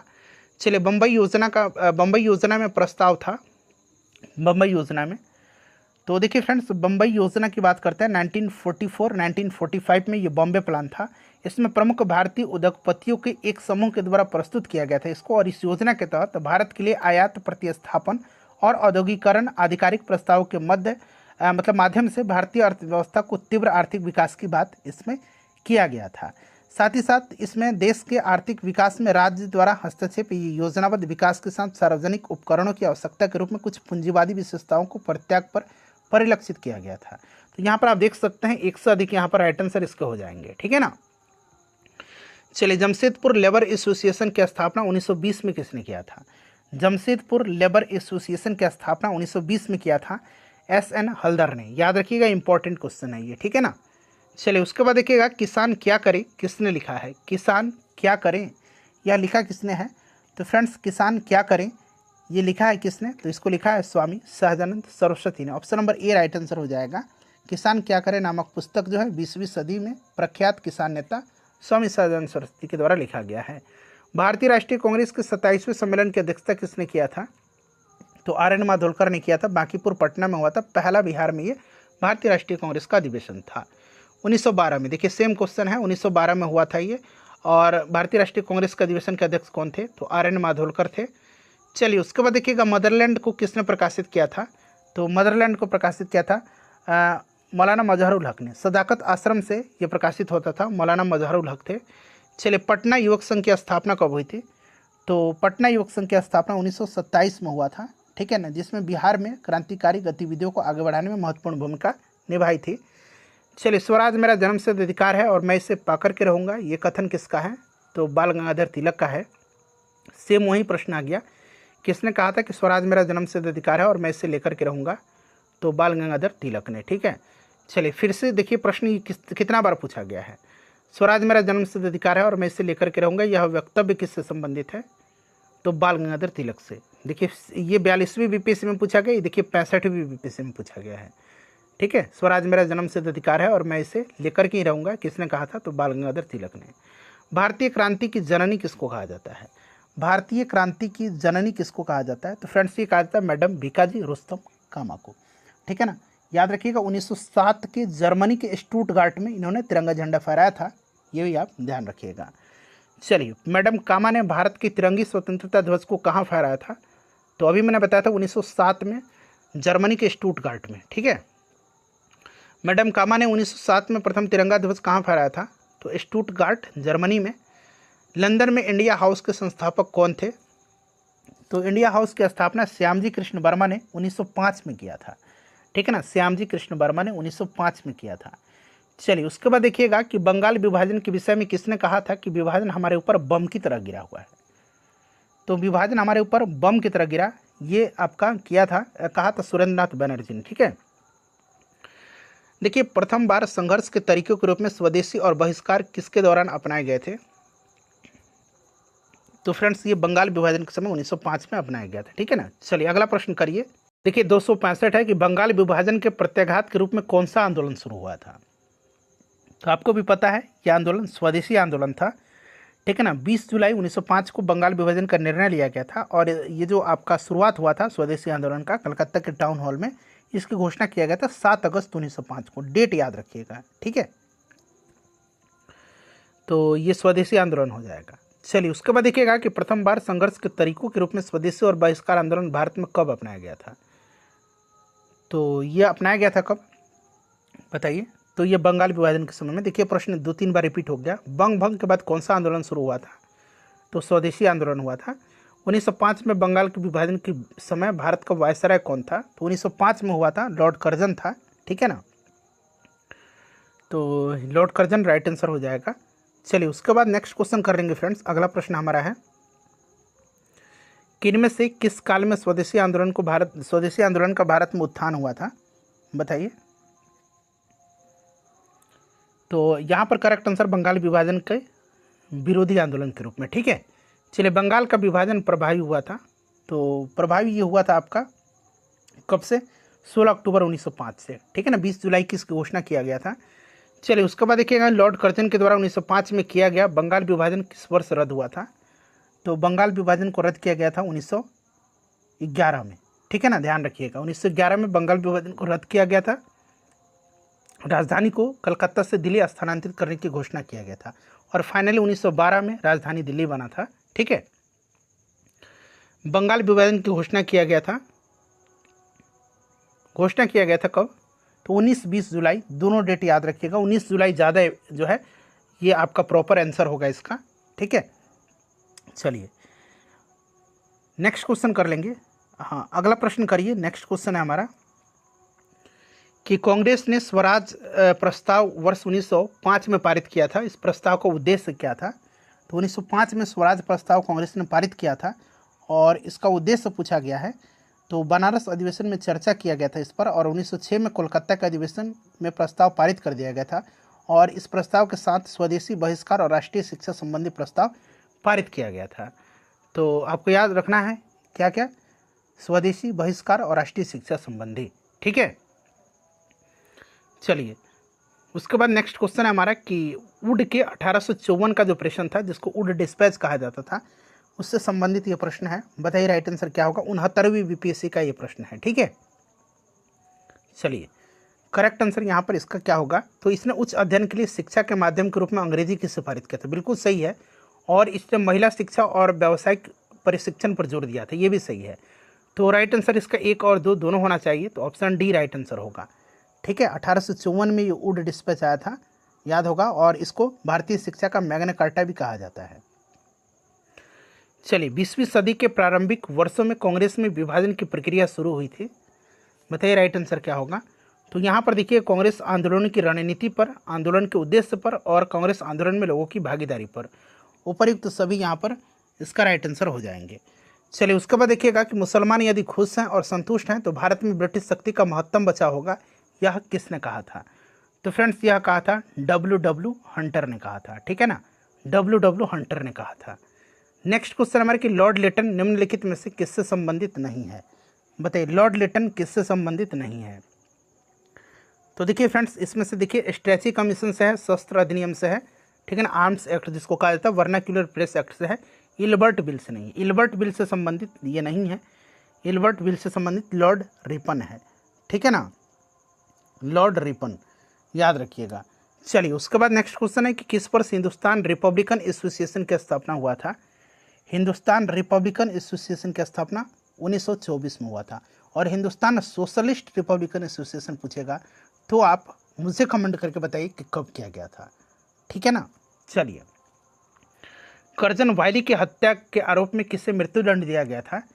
तो करजन वायली की हत्या किया था मदनलाल ढींगरा ने। ठीक है ना, 1909 में जो मदनलाल ढींगरा जो है उनको फांसी की सज़ा दिया गया था 17 अगस्त 1909 को। चलिए उसके बाद नेक्स्ट क्वेश्चन है मॉन्टेग्यू चेम्सफोर्ड की रिपोर्ट। तो ये भारत सरकार अधिनियम 1919 का आधार बनी थी। क्लियर। चलिए उसके बाद अगला प्रश्न है कि new lamps for old lake श्रृंखला 1893-94 में सर्वहारा वर्ग के साथ संपर्क से बाहर होने के लिए कांग्रेस की आलोचना किया गया था। इसमें इस लेखों का लेखक कौन था? तो फ्रेंड्स राइट आंसर हो जाएगा अरविंद घोष। ठीक है, चलिए उसके बाद देखिएगा कि भारत का प्रथम गवर्नर जनरल कौन था? तो यह आपका कौन था भारत का प्रथम गवर्नर जनरल? तो विलियम बेंटिक था। ठीक है ना, विलियम बेंटिक राइट आंसर होगा, तो ऑप्शन में कोई नहीं होगा। चलिए तेभागा आंदोलन 1946 में बंगाल में आरंभ हुआ था। तेभागा आंदोलन, तो फ्रेंड्स ये किसान सभा के नेतृत्व में, ठीक है ना, तो ध्यान रखिएगा तेभागा आंदोलन बंगाल का प्रसिद्ध किसान आंदोलन था जिसके तहत किसानों ने फ्लाइट कमीशन की सिफारिश के अनुरूप लगान की दर को 1/3 करने हेतु संघर्ष प्रारंभ किया था। किसान सभा के नेतृत्व में लड़ा गया आंदोलन जो जोतदार थे उनके विरुद्ध बटाईकारों का आंदोलन था और यह आंदोलन महत्वपूर्ण कृषक आंदोलन नेता कंपाराम सिंह के और भुवन सिंह थे इसके, ठीक है ना, नेतृत्व करता। चलिए फ्रेंड्स 1902 में लॉर्ड कर्जन ने 2 भारतीय सदस्यों को सम्मिलित करते हुए एक विश्वविद्यालय आयोग गठित किया था। वे कौन थे बताइए? तो वे कौन थे इसमें से? तो सैयद हुसैन बिलग्रामी और न्यायमूर्ति गुरुदास बनर्जी थे।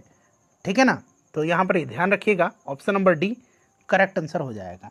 और टॉमस रैली की अध्यक्षता में एक विश्वविद्यालय आयोग का गठन किया था 1900, मैंने अभी बताया था आपको इससे पहले, ठीक है ना, 1904 में विश्वविद्यालय अधिनियम पारित हुआ था। चलिए उसके बाद नेक्स्ट क्वेश्चन करेंगे कि पुनः सार्वजनिक सभा की स्थापना किया था किसने? तो 1870 ईस्वी में महादेव गोविंद रानाडे ने, ठीक है ना, एमजी रानाडे ने। चलिए उसके बाद नेक्स्ट क्वेश्चन है 1885 में डब्ल्यू.सी. बनर्जी द्वारा इंगित भारतीय राष्ट्रीय कांग्रेस के निम्न उद्देश्यों में से कौन सा नहीं था? ठीक है ना, तो ऑप्शन ई तो आपको पता है, 4 ऑप्शन आपको दिख रहे हैं, बताइए। तो यहाँ पर देखिएगा, शिक्षित वर्ग की पूर्ण सहमति से महत्वपूर्ण और आवश्यक सामाजिक विषयों पर विचार प्रकट करना, ठीक है, ऑप्शन सी राइट आंसर होगा इसका। चलिए उसके बाद देखिएगा कि भारतीय राष्ट्रीय कांग्रेस के द्वितीय सम्मेलन में कितने मुस्लिम प्रतिनिधियों ने भाग लिया था? तो पहले में तो मैंने बताया था टोटल 72 प्रतिनिधियों ने भाग लिया था, और कितने मुस्लिम पूछा गया यहाँ पर दूसरे सम्मेलन में, तो 33 होगा इसका आंसर, ठीक है फ्रेंड्स। चलिए, और दूसरा सम्मेलन कलकत्ता में हुआ था, किसने अध्यक्षता किया था? तो दादा भाई नौरोजी ने।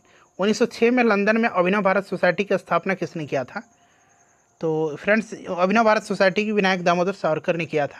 चलिए, लंदन में अभिनव भारत का संस्थापक कौन था? तो वी.डी. सावरकर थे, ये भी आप ध्यान रखिएगा, ठीक है। 1905 में श्यामजी कृष्ण वर्मा जो है इंडिया हाउस की स्थापना किया था।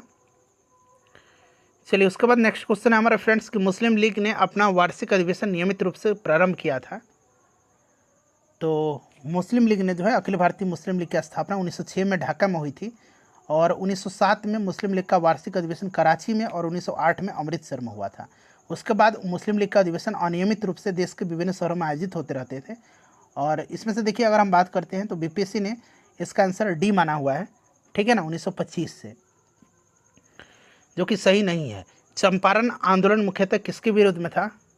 तो ये आपके नील के, और नील एक नकदी फसल है। चलिए उसके बाद देखिएगा कि 1934 में कांग्रेस सोशलिस्ट पार्टी की स्थापना किया गया था। तो जयप्रकाश नारायण और आचार्य नरेंद्र देव के द्वारा यहाँ पर दिया गया। फूलन प्रसाद वर्मा भी और जयप्रकाश नारायण का नाम दिया जाता है, इस चीज़ को आप ध्यान रखेंगे, ठीक है। चलिए उसके बाद देखिएगा कि भारत छोड़ो आंदोलन के दौरान बकरी का टापू में अखिल भारतीय आज़ाद दस्ता का गठन किसने किया था? बकरी का टापू, ठीक है ना, ये नेपाल के तराई में है बकरी का टापू, और जयप्रकाश नारायण ने किया था। तो याद रखिएगा जयप्रकाश नारायण, और ये हजारीबाग जेल से भागे हुए थे। दीपावली की रात थी उस दिन, तो पर्व का नाम भी याद रखिएगा। किसने कहा था कि जब तक यह तीसरी शक्ति अथवा इंग्लैंड यहाँ है, हमारे सांप्रदायिक मतभेद हमें परेशान करते रहेंगे। तो ये कथन जो है महात्मा गांधी का है, जो उन्होंने लुई फिशर जो था एक पत्रकार, उसको एक इंटरव्यू में इन्होंने कहा था। तो महात्मा गांधी ऑप्शन में नहीं दिया गया है।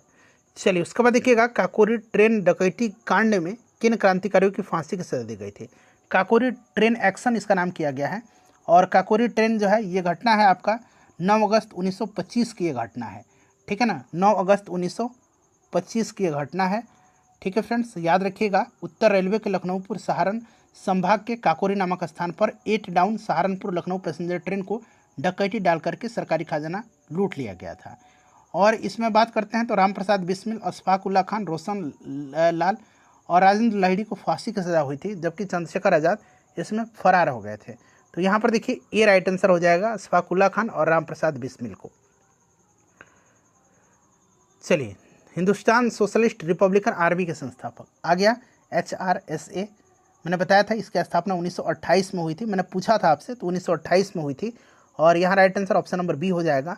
फिरोज शाह कोटला में दिल्ली में किया गया था। निम्नलिखित में से बताना है कि पंक्तियों को किसने लिखा है? सरफरोशी की तमन्ना अब हमारे दिल में है, देखना है जोर कितना बाजू ये कातिल में है। यह आपका किसका है फ्रेंड्स? तो ये जो आपका शायरी है, ये पंक्ति जो है, ये प्रसिद्ध शायर बिस्मिल अजीमाबादी की है। बिस्मिल अजीमाबादी पूरा नाम इनका याद रखिएगा, ठीक है ना। चलिए, प्रसिद्ध गीत सरफरोशी की तमन्ना अब हमारे दिल में है, रचयिता कौन है?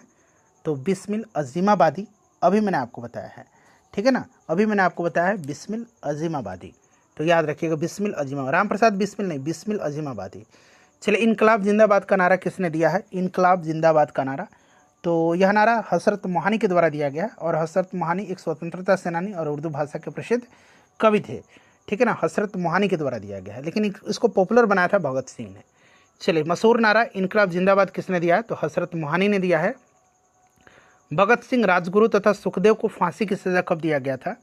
तो इनको फांसी की सज़ा दिया गया था 23 मार्च 1900, बताइए कब? 1931 को, ठीक है ना, याद रखिएगा 23 मार्च 1931 को। चलिए, नेक्स्ट क्वेश्चन है हमारा कि सुखदेव, भगत सिंह और राजगुरु को किस तारीख को फांसी की सजा दिया गया था? तो 23 मार्च 1931 को। देखिए अगला प्रश्न है कि सरकार के विरोध में असेंबली में बम फेंकने के समय में भगत सिंह की उम्र क्या थी? तो भगत सिंह की उम्र थी, बताइए क्या उम्र थी उस समय? तो राइट आंसर होगा 21 साल से थोड़ा सा ज़्यादा था। ठीक है ना। इनका जन्म सितंबर 1907 में हुआ था और 8 अप्रैल 1929 को केंद्रीय विधानसभा में इन्होंने बम फेंका था। 21 साल से थोड़ा सा ज़्यादा था। देखिए अनुशीलन समिति क्या थी? अनुशीलन समिति, देखिए इसमें हम लोग 304 प्रश्नों को ही कवर करेंगे और इसमें जो टोटल प्रश्नों की संख्या दिया गया है फ्रेंड्स, इसमें टोटल जो प्रश्नों की संख्या दिया गया है ये 600 समथिंग दिया गया। मैं बता रहा हूँ 609 प्रश्न है टोटल। तो बाकी जो और 300 प्रश्न बच रहे हैं, ठीक है ना, 305 प्रश्न, ये नेक्स्ट सेशन में हम कवर करेंगे। यहाँ पर देखिए अनुशीलन समिति जो थी यह एक क्रांतिकारी संगठन थी। ऑप्शन नंबर डी यहाँ पर राइट आंसर हो जाएगा। सेशन को लाइक कर दीजिए और फ्रेंड्स प्लीज़ इसको शेयर कर दीजिए।